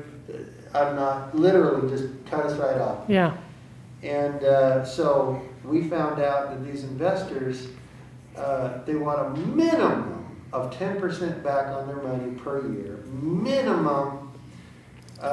And that's like, well, that's not even that attractive to them. If they can get now 15% back on their money, now you're talking now to them. they're attracted to it. 12, 10 on the low end, 12, I can make 12 doing this, and this. Higher than 12, like 15, and they're like, okay, all right, now, let's talk. go, let's talk, let's look at these numbers, let's this and that and the other. Yeah, So I can tell you from just personal experience, just from the last year of doing that, raising the money for this thing, that's exactly where we're at with investors. So I'm not This sure. is much more once. see, because what we would do is we would fill out this form, and and it's proprietary formulas. Gross box office estimated on this is 73 million. So you end up with the distributor's theatrical net, and then you've got Thunder Media, you've got your network gross, your major foreign territories, your foreign territory video, DVD, whatever. Foreign network gross, your international sales agent, production financing expense, the negative cost of the film, talent residuals, studio burden was 0 because this is going to be negative pickup, talent participation. This all funnels down and tells us that our net is going to be, out of that 73, 39. And you're gonna split that with your investors, right? Yeah, depending on, whoever our investors are. And you're looking for a net there that's gonna be 400%. Yeah, well, this was a 5-to-1 ratio. And so earnings to cost ratio is 5 to 1. Again, can you remind us again, at what point do you hit the 5 to 1? How many years generally is normal? Generally, I would say, you're looking at putting these numbers together, your assumptions together, you're looking at the end of the first year. So it takes a while. It, You put up but the it, money, yeah, but it, takes a while just to this pay is, the this is bill why and this is a do the- high-risk investment, because I'm asking you for this money, and we don't start pre-production for 6 months. And then that takes, And that can take anywhere from, by the time you do pre-production, production, post-production, that can take anywhere from 6 months to a year. So you're looking at 4 to 5, a minimum 4 years, possibly 5 years down the road before we see a dime back. How did you get it that far out? Because your development is a You're getting the minimum money- 24 you're getting the months. money before Yeah. the development. Yeah, well, you want to fund development, and then you're starting about 4 to 6 months out of pre-production to get your funding for production. And then between pre-production, pre-production, production, and post, that can be anywhere from 6 months to a year. I see. And, I have a lot of people go, what skills do I need for this job? All right, first of all, you got to be able to reverse engineer time. You got to be able to figure it out backwards. So, you could be looking anywhere from 3 to 5 years before we see any return on the investment just Then it's because of gotta the come out process. Within a year when it's out. Yeah. A year. Then within that first year, these are the numbers we're looking at. Now, by the time we're looking at 5 to 10 years, is that the ancillary grosses? Yeah. Now, these are the ancillary grosses 5 to 10 years out. You look at, Jack Ryan. The gross box office was US was 136 million. DVD 28 million, cable 15, network gross 24, streaming 21. The foreign territory gross was 231 million. Foreign DVD, foreign cable, foreign network, foreign streaming, total gross at the 3-year mark was 901 million. Because it's going to take that long to filter its way through all the territories, So in through the 4 first year, windows. you're just talking about box office and DVDs, Yeah, right? yeah. Yeah, it takes it can take up to 36 months before it hits television, before it hits cable network or So you're syndication. talking a return on investment from box office and DVDs. Yeah, that first year. Yeah. You're not going to start seeing the others until further months in, which is why this is such a high-risk investment. The average adjusted to 2018 worldwide earnings on those 5 films was 907 million. so I'm trying to compare this, because we met with a lot of investors. Yeah, oh, I They all know. have a lot of money, and the more money they had, the tighter they were, the Yeah. more they wanted to make. Yeah, It's funny how that works. yep, yeah. That's how they got their money. I Yeah. was shocked. I mean, I had no idea people were like this. And especially as you're starting out right now, your track record on films, you don't have Yeah. one. So, I'm gonna So you're a make doubly high comparison risk. here. These people, they wanted a minimum of 10%, just even the very, very lowest, but they wanted more. But at 10%, so their original money goes in, they're not losing their original money, it goes into the building and the investment and into the land. So at 10 years, at 10% then, they double their money basically. Yeah, So their money's doubled in 10 years, and in 20 years, then they've tripled their money. And they know it's a pretty safe gamble. yeah. So in 20 years, they've tripled their money. That's at the very minimum. But what they wanted was maybe in 20 years, they quadrupled their money. Yeah. But you're saying here in I don't know, between 5 and 10 years with all the TV, whatever. Yeah, with all your releases. They quadrupled Yeah. their money in Yeah. 10 years. But Yeah. it's a much higher investment, much higher risk investment. That's why higher risk, higher reward. Higher risk, higher reward. That's why they have to have, that's why he has that 4-to-1, because it's such a high risk. Yeah, yeah, yeah, and no matter which way you split it, I mean, even if you went in and said, I'm Jerry Bruckheimer, it's still a high-risk investment because you're dealing with a very, what's the word I'm looking for? Very capricious, thanks, a good one, target audience, yeah, marketplace. And, I mean, I worked on the campaign for Gladiator. And every one of you know what Gladiator was, 2000, whatever it was.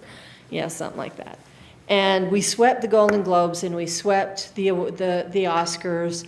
And I mean, it was hundreds of millions, probably hit $1 billion by now film. Brilliant, brilliant film. And we were very proud of it, still am. About 8 years later, Spielberg and Katzenberg brought the dream team back together. And Ridley Scott, Russell Crowe, Spielberg, and Katzenberg made another film. We got the band back together. We're going to do a reunion tour. This is really great. Anybody know what the name of the film was? Well, why not? It was the Dream Team. I mean, this was guaranteed to, again, be a huge box office success, and it was going to sweep the awards just like it did before. This is the Dream Team. Well, what happened? It's always the What was the sequel. name of the movie? Book 2. Yeah, Book 2 disease is what I call it. yeah, it was, and it was a very good film. What was it again? It was called The Good Life. Something, Good Earth, Good Life, something like that. I always have to look it up. I can never remember. But, I mean, Hollywood couldn't have been more excited. Oh my gosh, this was going to be as successful, if not more so, than Gladiator. Nobody remembers that film. Well, why not? We had everything together. I mean, this was guaranteed. Yeah, how could you go wrong with How those could you, four? yeah, I mean, and my response is, the magic didn't happen. I don't know why. It's slowly making its way through the ancillary market now and picking up because it is a very good film and it's an amazingly talented team. But even Gladiator, I mean, it was doing real okay in the box office when we started the campaign on it. But it was a real uphill battle on that campaign.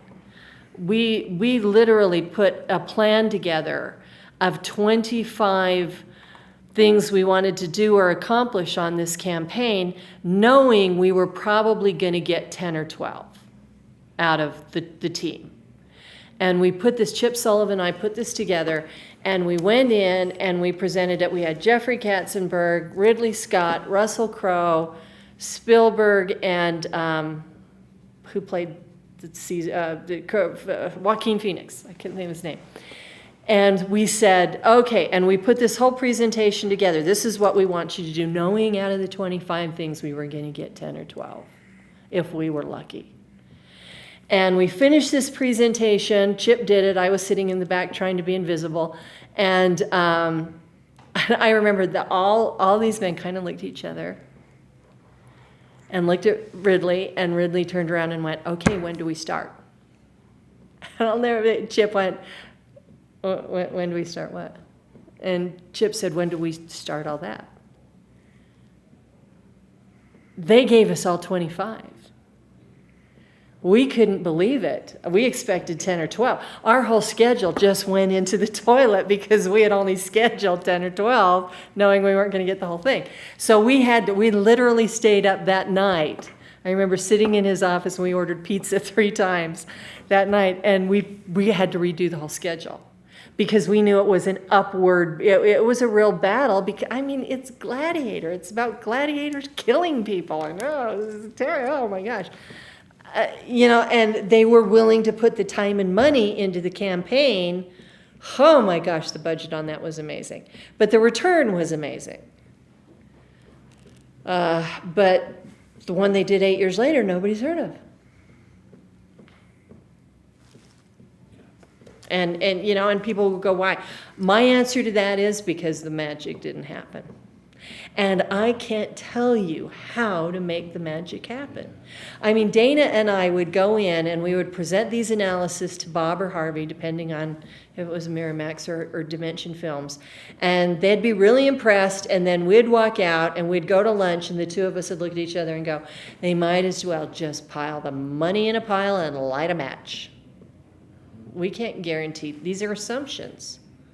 We can't guarantee any of this.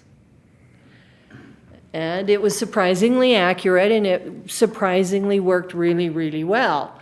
But there was just no guarantee on it. And Bob never let us forget that we told him to pass on Scream. Never let us forget that. Because the numbers didn't support, because nobody had seen a script like that. And we really didn't have anything to compare it to. I mean, Abbott and Costello meets Frankenstein was 40 years ago. And so we don't have really horror comedy. And so there was nothing to compare horror and comedy to. And we weren't even sure if it was supposed to be funny. I mean, we read the script and went, did you get that? I didn't get that. Did you even like it? No, I thought it was the dumbest thing I'd ever read, So we did all the numbers we could. We pulled what we could together and sent it through and said, I would pass on this so fast it'd make you blink. And after that, every time we told Bob we wanted to pass on something, he'd go, yeah, remember what you said about Scream? That Well- happened to us have you guys heard of Squatty Potty? Yeah, uh-huh. They presented Squatty Potty and we snickered and laughed and they laughed and we voted and we're all laughing and this is the stupidest thing ever. And look how big it went. exploded. Yeah, it exploded. So, I mean, no matter how you slice it and you can slice and dice it to death in whatever bank you take. I would stick to the 5 with entertainment divisions. Even those 5 know this is a very high risk. And it's odd because getting your distributor and your distribution deals, the higher the budget, the better the deal you get, which is funky because I would be trying to make that budget as small as possible because of the risk. So what do I go for? Do I go for the better distribution deal and up the budget? Or do I try to take that budget from, 18 million to 12 million and make that work? So, yeah, how many studio executives were there that passed on Star Wars? Yeah, Because there were quite a few. That There just were said, really- "Nah, yeah. George, this dumbest thing story." I've ever Yeah. heard of, yeah. And yet it changed the whole industry. And so, and you never know it's going to attract people's attention and catch their attention. It's that second film, the magic didn't happen. You talked about lower budget films that wouldn't have theatrical release, would go straight to streaming. Yeah, And would it work the same way? Would these banks consider investing in them? Yeah, Just make yeah, a case for yeah. how much it'll go? yeah. A bank's in business to make money. If you can make money for me, I don't care if you do it theatrical or streaming.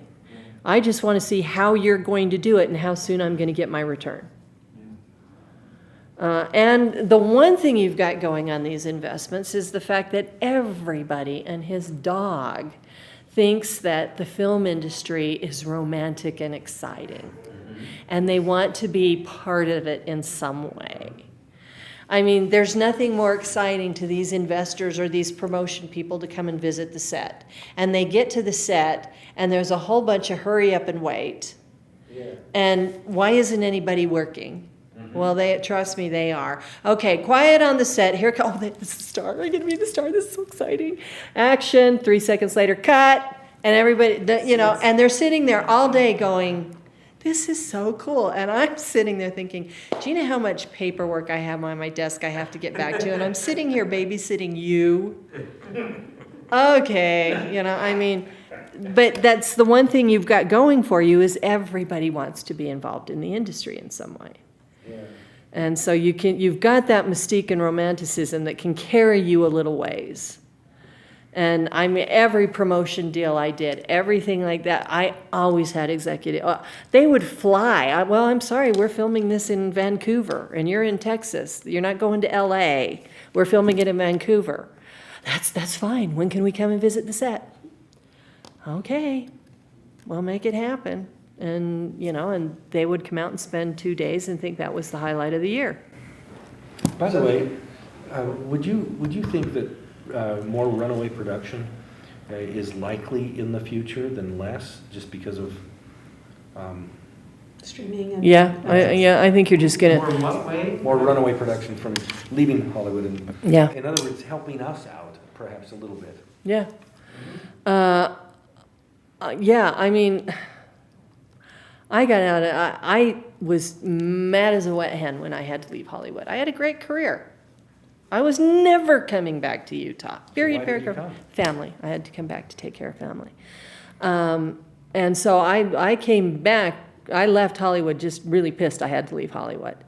Within a year, I was going, man, am I glad I got out of there. Wow. Look what it is now. Oh my gosh, boy, did I dodge a bullet.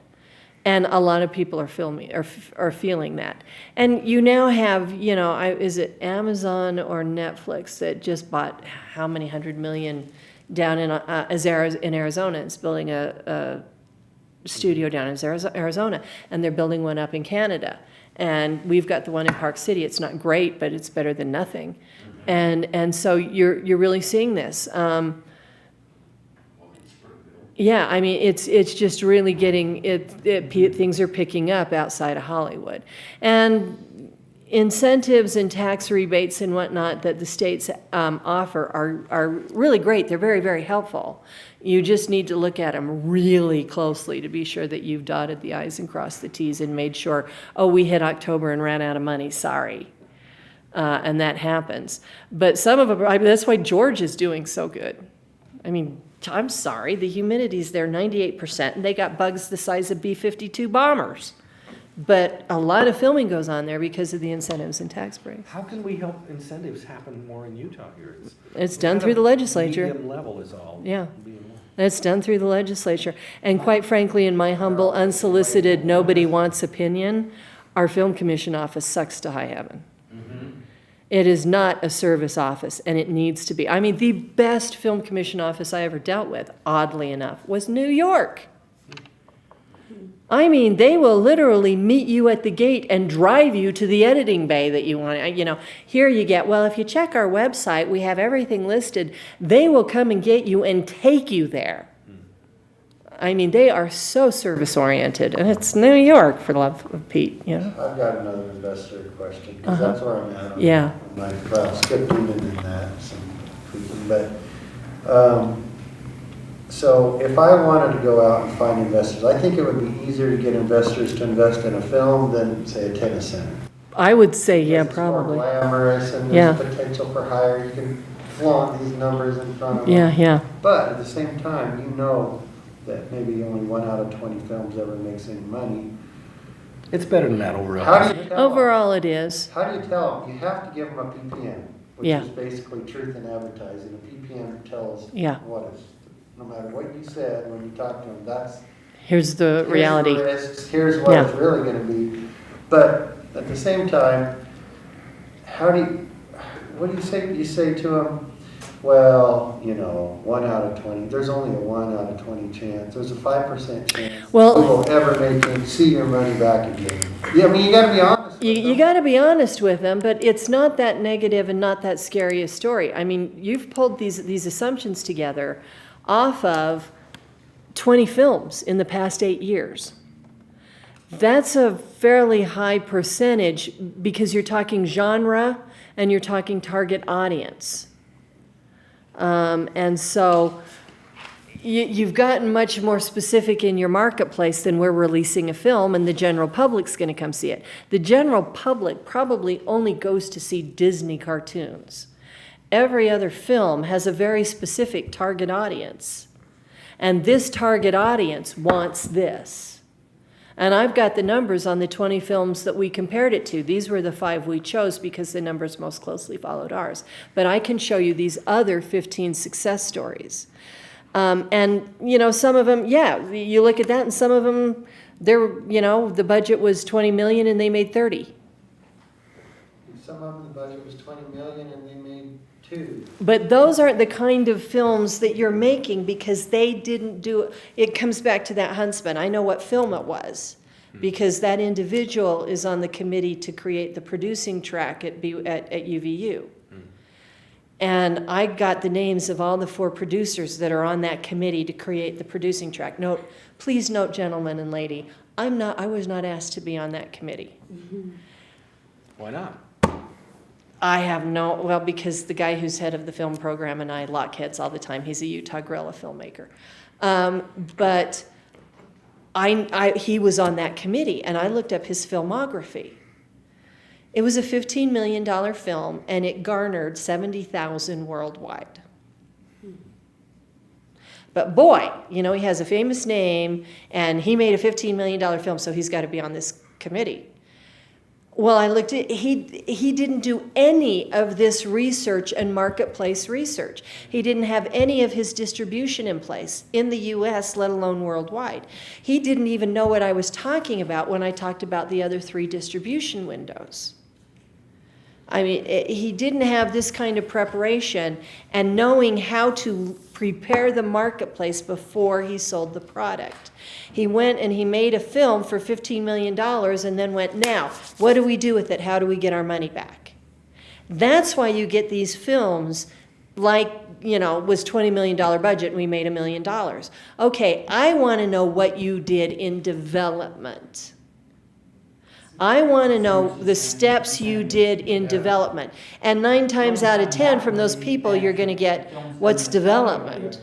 I mean, we wrote a great script and we got the money together and we hired a crew and we made a film. Well, I would only go this direction. Yeah, I mean, that's Andy Hardy and the Judge put on a musical in the barn. I'm sorry, we're not doing Andy Hardy in the barn. We're doing a film for the worldwide marketplace. And it takes all this development. If your film financially fails coming out of Hollywood, and I consider what we're doing Hollywood, it's because you didn't put 24 months into development. You didn't do all of this freaking boring, irritating, if I have to look at the computer screen one more time, I'm going to kill myself, work. You wanted to make a film. We're going to put a musical on in the barn, and I'm sorry. They will come. Yeah, and that really tends to be the attitude here, particularly in Utah. It's the most amazing film, and every Mormon is going to love this. Well, that's swell. Mormonism is less than 50% of the religion in Utah now. Sorry, that doesn't count. So, that's why I would say and unfortunately, when you're dealing with investors and that kind of money, it's kind of like, you'll pass on a negative rumor 7 times before you pass on a positive rumor. It's the same way, it's the same way in the investment world. For every 10 stories they've heard about films that failed, they've heard stories about one that succeeded. And so you're having to overcome that negative perception and connotation and It seems like there could be a project that a student could do, a research project would be to study out the return on investment of films that got distribution arranged before they were produced. Yeah. That's a great. But here's the biggest problem. That's fine. Thank you, Traci. Thank you. I love your questions. Well, I love being in these meetings because it makes me inspired to go. Get it, make it happen. The thing is, film students across America aren't being taught what I just taught my students and what you're hearing. Right. The only thing that even comes close is the MFA MBA at NYU Stearns. And that's 1 semester of producing. And so I had, like we said at the beginning of this conversation when we were sitting here waiting to start, everything I am just teaching you, I had to learn the hard way. I'd never heard any of this when I went to Hollywood. I had no idea how you set up distribution or marketing. I didn't even know there was a thing called development. John Lee stuff. I was into the industry about 8 years before I met John and I got the first edition of the book, which I still have actually. The first edition was like 96 or something. Yeah, it was really early on, and And I read it and went, well, that's what I'm learning here the hard way. You're gonna learn it faster. This is what I learned from Hunt. This is what I learned from Sam. Oh my gosh, but nobody's teaching this to film students. They have no idea what a producer does, let alone a line producer. What's the difference between an executive producer, a producer, and a line producer? I mean, aren't they all one and the same? No, and so nobody's being taught this. I had to learn all this the hard way. Project to project to project. Learned something from this producer, learned something from this producer, learned something from this producer. Wow, we bombed on that one. There was something to learn there, and slowly put it together. You're looking at 30 years of experience in the film industry that finally coalesced and came together and went, this is how it works. Man, that's And it's the hard way to do it, I mean, it really is. But your investors will have always heard how much money was lost on this, that, or the other thing.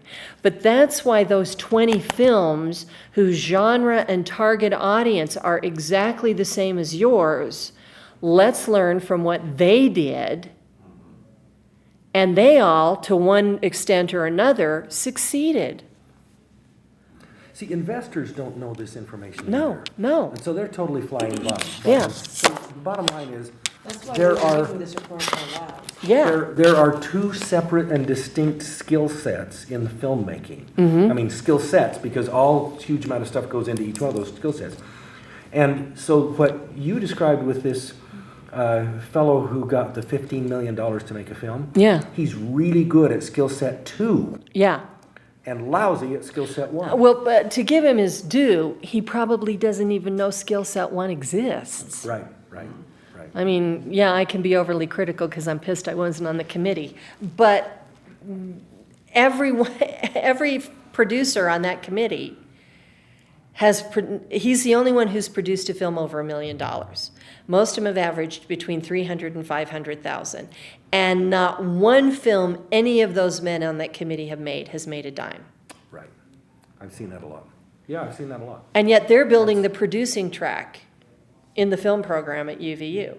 And you know what they came up with? One producing class in the producing track, which is the one I teach, and the others are really, in my opinion, for a producer, useless pre-MBA classes from the business. This is how you create forms. There's one class on how you create forms. There's another second, accounting 2, with no prerequisite to take accounting 1. And it's a joke. As John Lee told you about his. Yeah, time at yeah, BYU. yeah, Yeah, and that was, I mean, it was really powerful. yeah, no, it was, You got the wrong goal in mind, Dennis. I've told you. What is this? Universities are there to create university professors. Uh-huh. They're to teach theory and.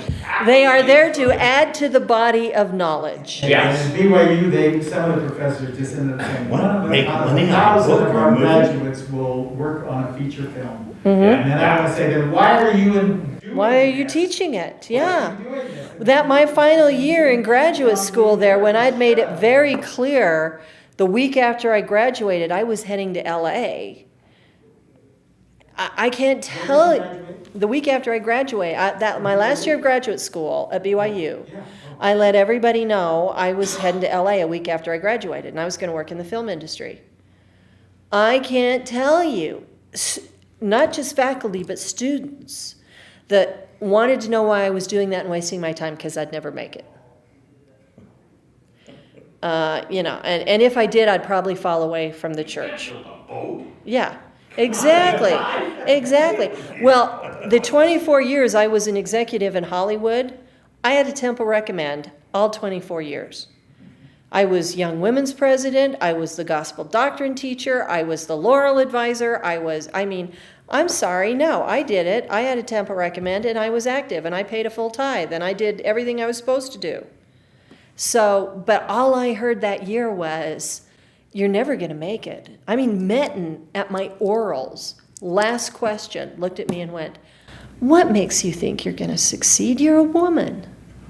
Oh, man.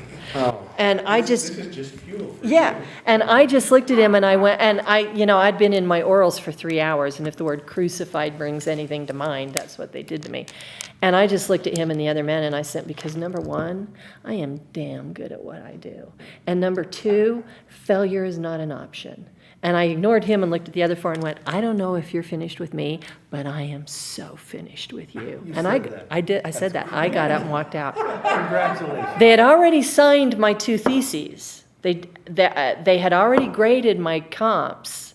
I just had to go through the orals. And so they signed For up. an MA? This was for my MFA, Master of Fine Arts in Production and Directing for Stage and Film. And so, What year was that? 1989. Okay, because, yeah. And I just, but yeah, and my dad took my dad was a full tenured professor at BYU. His office was just around the corner from the theater department. It was like 4 doors down, 5 doors down. He created the public relations communications, public affairs program in the communications department.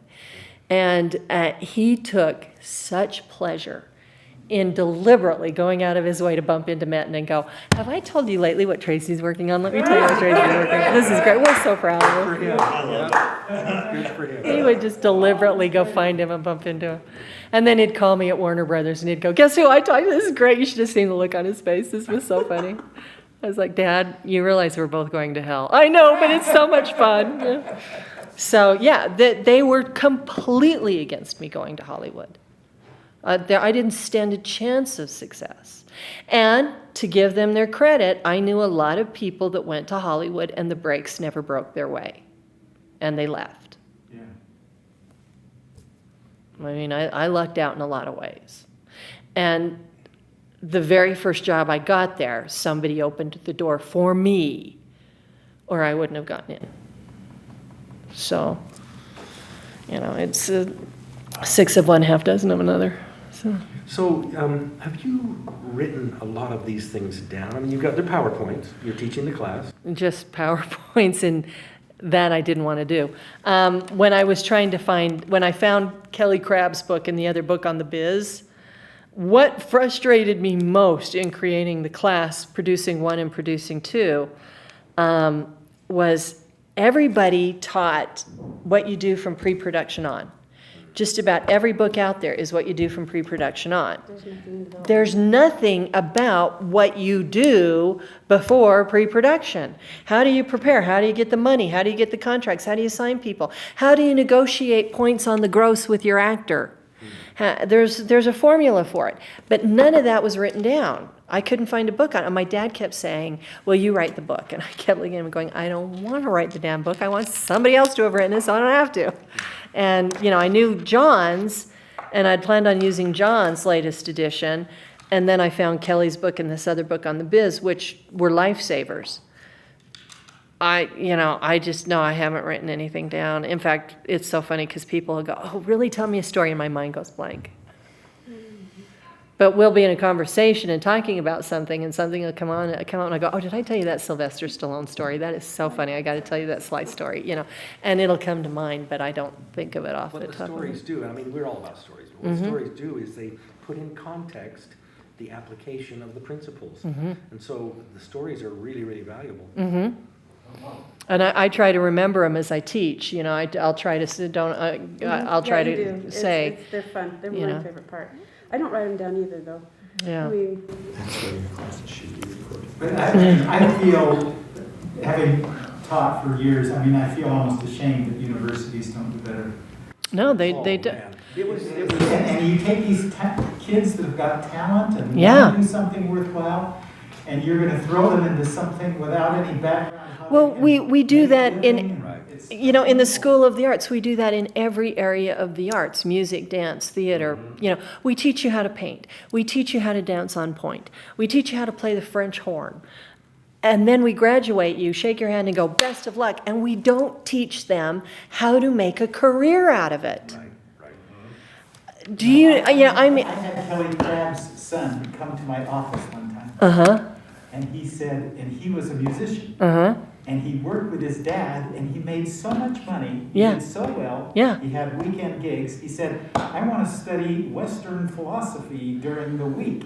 What do you suggest? Because he was so successful in the other. Yeah. And I'm just saying, okay, well, thank goodness your dad taught you. Well, you know, I learned a lot of things the hard way, this way, but even I didn't know a lot of the business sense. And my last 3 years in Hollywood, a company called AIA Studios called me out of, I'd never heard of them, stood for Actors in Action. They taught actors the business of the business, how to make a career out of this, how to run a small business. And Katie Wallen was the owner, and she called me out of the blue and said, we're hiring an artistic director. I'd like to meet with you.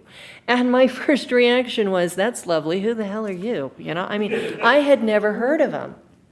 And so I was doing independent contracting. And so I went and I met with her, and she laid out what the purpose of this studio was. And I went, that is freaking brilliant. How long have you been in business? And she said, 18 years. Oh. And I thought, if I knew what you were teaching 18 years ago, how much further would I be in my career? So she hired me as artistic director. In my last 3 or 4 years there in Hollywood, I was artistic director of AIA Studios. And we taught members of the industry the business of the business. How do you establish an LLC? What are the steps you take? How do you run the books on a small company? How do you do your taxes on a small company? And Kent Christensen, who teaches adjunct at UVU in art, brilliant artist, one time at commencement, Kent and I ended up sitting next to each other on the stage. And of course, there's nothing more boring than commencement. So we were on the back row and we whispered through the whole thing. We just got, so what do you do? You know, and so we just started talking. And I told him what I did. And he said, I teach the senior seminar. It's a class that they have to take the last semester of their senior year. And we have somebody come in every week and talk about some aspect of what they'll do as artists. And he said, would you come in and teach a class on how to run a business? And so I do. I go in once a semester for 2 hours, and I talk them through from you walk off the stage and everybody cries and bawls, and now you have to pay off your student debts, to how do you run a business? And every student I only do that for the art department. Theater department, they poo-poo my experience. The dance department, well, what do you do that has to do with dance? Music has Todd Sorensen teach a similar class, and Todd and I share experiences. He was a very professional museum and recording artist. And, but art, you know, the students do a questionnaire, and they all say that one evening was worth the whole semester. I hadn't been taught any of this. Because 9 times out of 10 in the industry, in any form of art, you're going to be an independent contractor. And so even if you're the only officer and member of your company as a sculptor or a playwright or a director or whatever, you have an LLC and you incorporate yourself. And when you get hired, you hire the company. And this is your EIN number, and this is how you fill out the paperwork, and this is how you do your taxes. If I have to hire actor Joe Blow and actor John Blow, and they are equally good, but Joe Blow has Blow Entertainment, LLC, and John Blow has his headshot, and he's really, really good, but I'm an actor looking for a job, and they're both equal in everything, who am I going to hire? I'm going to hire this guy, because he's interested in building a career, and he has a company, and he knows what I'm doing. I don't have to train him. I don't have to teach him a thing. I can get on with it. This guy, unfortunately, 99.9% of the people we graduate are John, not Joe. And so I tell my students, their first midterm they just finished, was they have to create a company. They form a cohort of 8 people, a minimum of 8 people, and they form a production company, and they have to write a business plan, and they have to do all the paperwork, and they have to present it to me like I'm the bank that's going to fund their company. And then I look at the students and go, now, every one of you now has a business plan that you can tweak for your purpose. Go to Center and State, get your paperwork, create an LLC from LegalZoom.com for $175, and you now have a company. You're welcome. I'm glad I could do it for you. So, stake president calls me and says, my son just got back from his mission, he wants to go into film, could you talk to him? So he comes to my office. My first statement is always, go sell insurance. Well, I said to him, if you really want to major in film, he's going to BYU, then you should minor in business. Yeah. Entrepreneurship. Specifically, because that's what you are. You're an Mm-hmm. entrepreneur. And I said there could be a very strong case made for majoring in business, entrepreneurship, Mm-hmm. and minoring in film. Yeah. So that is what you are, is an entrepreneur. Yeah, and that is what you're going to be. If you talk to Ron Howard, Imagine Films, he would tell you, it's a small business, he's running a small business. He's an entrepreneur. And like I said, 9 out of 10 people that are gonna get hired in the arts, be it art or dance or whatever, are going to be hired as an independent contractor. We're hiring you to do this job from here to here. And this is what I tell Lori Harrop Purser has me come in and type her kids, her actors, and I will tell them, particularly the girls, you look at your successful actresses in Hollywood right now, they are creating their own work. How many Golden Globes did Little Big Lies win last year that Reese Witherspoon produced, directed, and acted in? Or she wouldn't be working. She's great at what she does, but she's that age range of actresses where they kind of disappear. And she works consistently, and she's earning money out the wazoo, and she's earning awards out the wazoo, and she is creating her work. And I've actually now got students starting to say at the beginning of the semester, I can create my own work if I do it this way. You're getting artists, filmmakers in class, Yeah, right? yeah. Oh, yeah, that's most of Yeah, this is a required producing one is core curriculum for film majors. Good. Producing 2, where you do the green light and the bank package, isn't. It was under Dennis, but Dwayne changed it. And I'll tell people, producing 1 and producing 2 is meat and potatoes. You need to have this. Producing 1 is the potatoes. Producing 2 is the meat. This is where it all comes together. But it's core curriculum for film majors. We might invite David Osmond. Yeah, I've been on the phone with him, and he is a very creative, business-savvy, entertainment person. and that's what you've, Invite him yeah. down here and talk about that. Okay. Yeah, because you've got to, It's part of a movement that fundamentally, as Latter-day Saints, making money and making a living and raising a family and all that kind of Yeah. stuff, that's all important to us. And we don't see the split between the spiritual and the. Yeah, the other. yeah. We should do well in this. Yeah. And I think if we get the right group of people together, we will, and see if we can Yeah. have that. but the thing is, and you know, like I said, this distribution. Hi, I'm Traci. I'm from Thunder Media. I have a couple films I want to talk to you about. And I have students go, that's it? Yeah. I have the next Harry Potter. Yeah, you know, and you start talking to them business in their language. So when I start using words like aggregate and ROI and PPMs and GBOs, you know, we all have our own acronyms and all that other nonsense, you need to talk the language of the suits.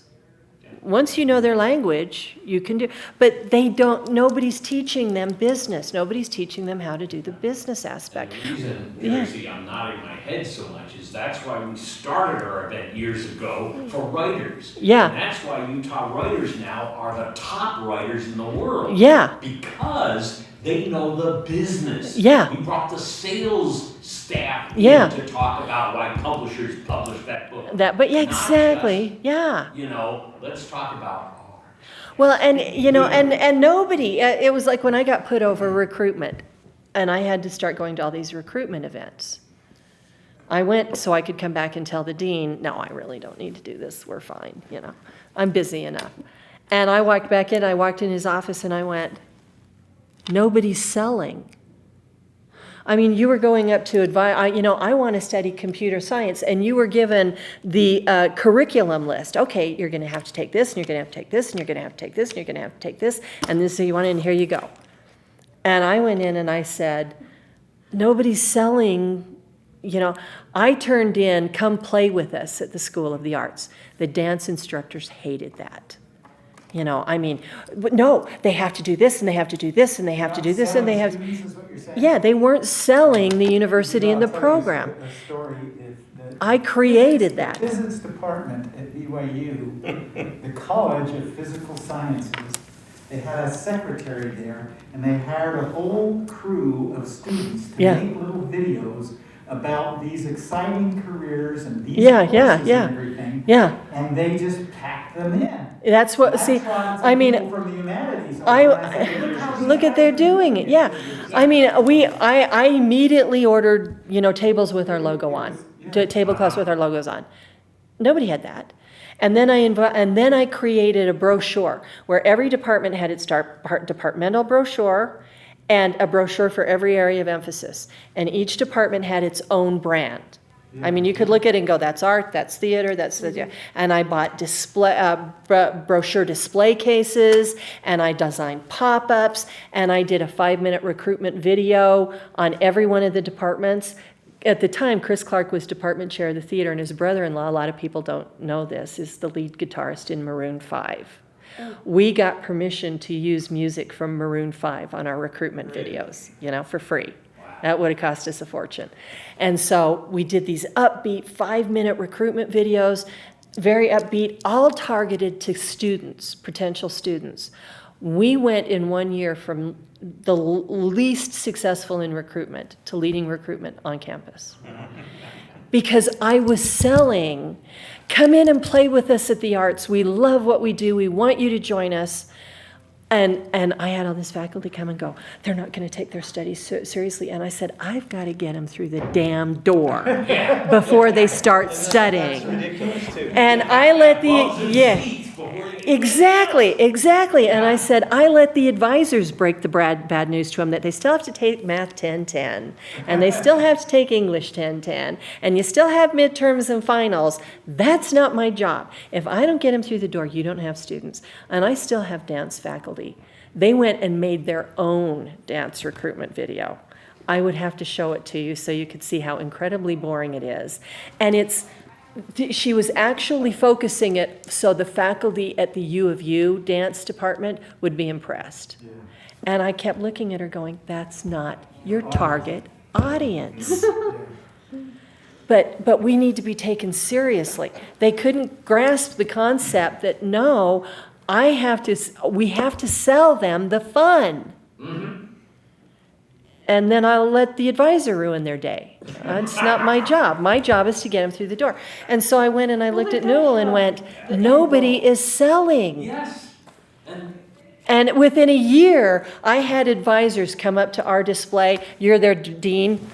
This is what I'm talking about. This is what we need.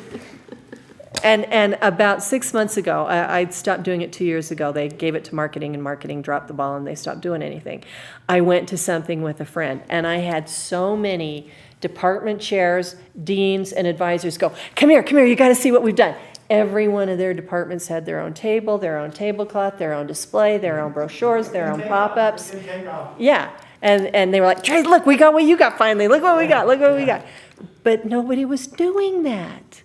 And this is what I really stress with the students. I was stressing this on Tuesday. From here on out, you're talking target audience, genre, and marketing. We've already agreed it's a great script. We've already agreed it's a great story. From here on out, that's not what we're focusing on again till we hit pre-production. Here on out, we're dealing with genre, target audience, and how to market to them. We'll pick up how great the script is 3 months before pre-production. And that's really hard for filmmakers because we want to tell the story. We want to talk about the story. This 24 months, we're not going to talk about the story. We're going to talk about marketing. And that's really hard. Yeah, and it's really hard for us right-brained people to think left-brained. We don't want it. I wonder if we need to work with film students where we say, we want you to make a film, of course, but you've got to have a producer with you, working with you. If you go in, for example, to an ad agency, and you're talking to them, there's gonna be a producer that's gonna be there, and then there's gonna be a director guy that's talking about the art of what you're doing. The producer guy is Yeah. trying to figure out the situation. Well, one of the things, They're always in pairs. one of the things we're finally getting done, we're very close to that, in that the student projects, they have to do a Yeah. student film project. Yeah. No solo on that. Having a producer, a producer, a director, a writer, actors from the acting department, not other film students that you can squirrel in. And having every position filled. And I've even talked to Dwayne and Kim, and they're gonna add it next year. They can, for a senior project, they can do an entire development package. They can do the business plan, the green light analysis, and the PPM and the bank loan package for their student project. That's what the producing students should be doing. Let me tell you how you pitch that to the dean, okay? Because that's exactly what needs to happen. Yeah. And here's how you pitch it to the dean. Do you want to have alumni who have $50 million, each one of them, who would be happy to donate $1 million or so to your program? You here? want a new building, don't That you? is He's how trying to that get a new comes building. about. Yeah, You have alumni who do that. yeah, That's what USC has. yeah, That's what UCLA has. yeah, And That's how the business school does it. Yeah. Keep track of all the people who Exactly. have money and so Yeah, you yeah. create the donors. yeah. You create the donors now 10, 20 years in advance. I mean, there's that much lead time you have to have on it. And that's what But they, that's and I'm not joking, that's no, the that's serious exactly thing. how you do it. And I'm very proud of the fact we've got a theater actor, an acting student, an acting major, who graduated about 5 years ago. He was acting on Broadway when COVID hit. And he's a success story they always fall back on. Well, I'm really pleased to know that the first year I was there, he found out about my background, came to me, had me help him put his resume together. It's the professional format, helped him get the right kind of headshot, taught him how to run a business, walked him through the LLC program and the incorporation, everything I taught at AIA that they're not teaching there. They now have him back teaching adjunct this semester because Broadway's closed down. But our success story, he was acting on Broadway in a musical. But he came to my office this semester and he went, it's because of everything you taught me that I have a career. Good. So our next time, I do want to have you come back and present again. And by the way, you're welcome on. Yeah, a regular if I basis. could get my health straightened out. So what would be the topic that would be the next thing we need? The next thing past this is the rest of the collateral for the bank loan. Okay. Are you now you've got your U.S. distributor, now you got your foreign distributor, now what do you do? Okay. Your director. You're signing your director, how do you negotiate points on the gross? Sign your actors, how do you negotiate points on the gross? And then your other ancillaries. Can we turn this into a novel? What about the soundtrack for this film? Can this turn into some sort of game? What?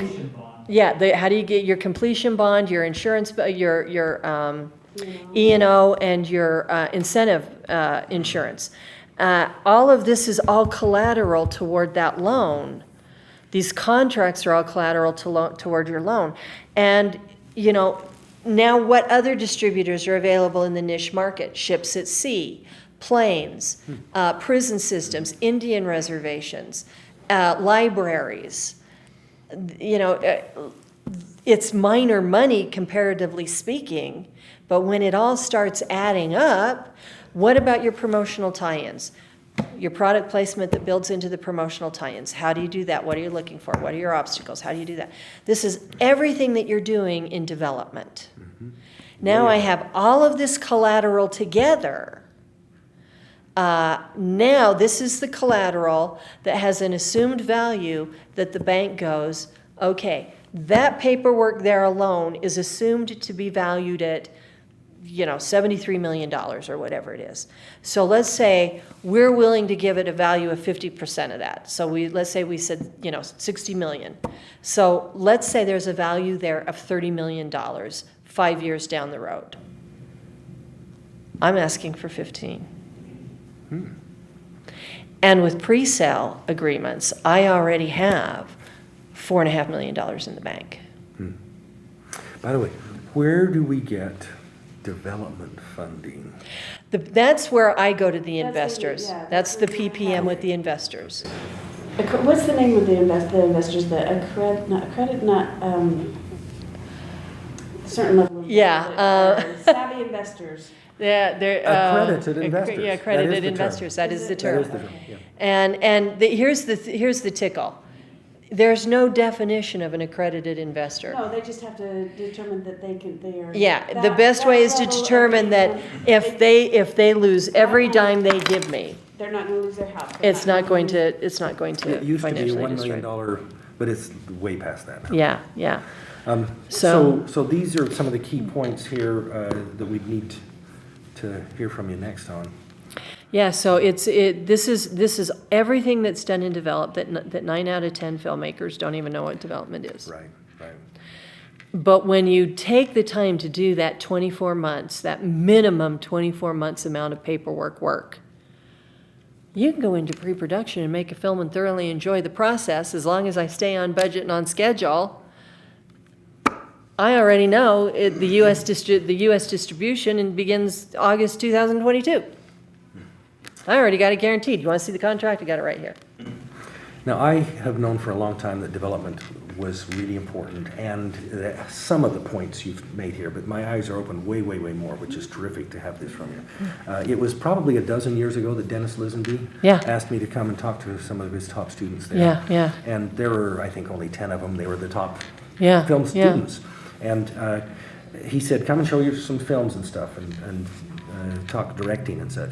So I started by saying, tell me who you are, why you're in film. Yeah, and What you want to do. what area do you want to work? And so I go through all 10 of them, just, brief comments from them. And the last one said, I have a question for you before you start. Do you really think that any of us will actually ever get a chance to make a feature film? Mm-hmm. And I said, well, I have two answers for you. The first answer is, forget it, and it'll never happen. Nobody's going to come and ask you. Yeah. So just forget about it. You've majored in this, you get your degree, because they're all about to graduate. So forget it. Mm-hmm. And they're all shocked and angry and such. And I said, well, that's the first answer. The second answer is, of course you will. But here's the difference between them. It's who's going to hire you to do it. And if you are the one who hires you to direct, then You're you'll gonna be direct. doing it. Yeah. So how do you become that person? And they said, well, yeah, tell us. And I said, well, what are the whole phases of what you have to go through here? What do you do? And somebody said, well, there's pre-production. I write it up there. Production, post, distribution. I say, what else? Well, there's script writing. I say, what else? I've got this blank. Yeah. What else? And they didn't even know. No. And I said, it's development. Yeah, 9 out of 10 film students, 9 out of 10 professionals don't know what goes on in development. Well, I gave them what I knew at the time, which was small compared to this, but this is huge because this is what enables the rest. Yeah, no ticky, no washy. You don't have money, you're not going to make the film. Well, how do I go get the money? And that's always their big concern. Well, this is the missing link that we're trying to pound into your brain. And we were talking about this a couple of weeks ago. We are in such a habit of doing it the other way, the wrong way. How many people really have the capability to make the change at our age or whatever, midstream, and do it right? You gotta get to the students. Yeah. And so 5 years ago when I created the class and started teaching it, I start every class, tell me what your name is and what you're studying and what you want to be when you grow up. Well, I'm studying cinematography, editing, whatever. It's only been in the past year and a half as this class is really, really, the other students are seeing what the students are doing, that I now have students that will say, I want to be a producer director. I now have students, this semester was the first semester I've had students say, I want to be a producer. No, I just want to be a producer. Okay. But it's because we're demystifying it. Good, very good. And the old saying says, a confused mind says no. Yeah. And when somebody's confused or is hazy about something, then they say no. Yeah. People say no about it. Yeah. Investors say no. Yeah. So, Well, that's why when you told me the story about Huntsman, he sunk $15 million into a grandson and got 70,000 back. Color me shocked, you know? Oh, that doesn't surprise me in the slightest. But if you do it the right way, there's no reason you shouldn't get an ROI. Now, that doesn't guarantee that 904 million, but you should be able to make enough on the US and foreign territories to eventually begin putting back in the money to your own development and not need to get an investor on development. I mean, you always want somebody else to fund production, a bank or whatever, but you should reach a point within a couple of years after your first film that you're funding your own development. And you're making a living at it and you're doing what you love. Now, that also doesn't guarantee anybody's ever going to win an Oscar, but you're doing it. Do you have a month by month of what the 24 months Mm-hmm. roughly would be? Yeah, Well, isn't it on that page that you gave us? Is it, Well, it gives ranges. yeah, I give it, generally it basically says, January, February, March, and I've got an activity flow analysis, and you'll see it, I can email it to you. As you look through it, there'll be a lot of ones, and then a lot of twos, a lot of threes. 1 is your first film, 2 is your second film, 3 is your third film, so you can see how your development and whatnot overlaps. But yeah, I mean, there's basic steps. Yeah, okay, let's do the green light. Okay, let's get a U.S. distributor. Okay, let's get a foreign distributor. Make sure we've covered all of our 4 windows. Okay, now we got to sign a director. Now we got to sign our actors. Okay. Meanwhile, at the same time, do we need to talk to a publisher about turning this into a novel? Any chance this can be a game? What do we want to do with the soundtrack? I mean, there's a lot of things that in the middle are starting to happen all at the same time. But it should reach a point where you don't have to think about it. It becomes second nature. And then tracking it. Where are we on this? And So, the reason for 24 months is because there's reach out to yeah. and then get response back. Yeah, I from, mean, you're not going to yeah. sign your U.S. distributor on your first meeting. It's going to take about 6 months to get that contract down. Okay. And if you're talking, how many territories are you talking to? Well, we're talking to 7. Okay, it's going to take about 6 months to a year to get all of those signed. Mm-hmm. And meanwhile, at the same time, you're still working on this, and you're working on this, and you're working on this. Now, one thing my production company came up with, and we're in the process of very close to having it funded, what usually drops in development? Rewrites on the script. We've got a good script, we've got done a couple of rewrites, but now we have to concentrate on all this paperwork, on the money. And the script kind of gets dropped. Which is where I would like. Until about 3 months out, and then we go, did we ever get that rewritten done? Did we ever get that done? No, oh my gosh, where are we on the script? And now we scramble to fix the last of the script. Well, what we've done is we've created, and I can have Ken or Liz come in and talk about it, a division called Dramify. And for $5,000, we can take that $5 million film and we can do a radio program. And what we'll do in that process of airing this is you're building an audience. We're hiring high-end talent to read the roles, to do the parts, and we're getting the rewrites done. You're flushing out the You're problems. flushing out the problems. And so Exactly. if I'm doing all of the business paperwork, at the same time Liz is doing the script Dramify on it, the script development doesn't get dropped in development. And so we're going to hit that 3 months with the script ready to go and a target audience that has already begun to be reached. And you've already done, you've done your test audiences. You don't have Yeah. to do test audiences Yeah. because you already know the reactions. Is there audio forms? Yeah, Yeah. and they're podcasts. It's an audio. It's one of those old time radio shows. Serial shows. Those The Shadow and all those. Oh, on it's a really nice idea to do it in series. Yeah, and we'll do that. And like the first one, we've almost got finished taping. We're almost finished taping it. Is String of Pearls, and we should be able to. We're just nailing down the last of the funding on that. And so what will happen is, we don't drop the script at month 3 because we've acquired it, we've done a rewrite on it, we've paid off the screenwriter, we're really good. And at 3 months out go, oh crap, where were we on that? They're both developing at the same time. And you'll have a great film. And you'll because have of a that. great film There's because, a little thing up now by the chosen people, Mhm. and they're using a Zoom thing, and it's quite effective. Essentially, they're performing it. Mhm. They're performing the script Mhm.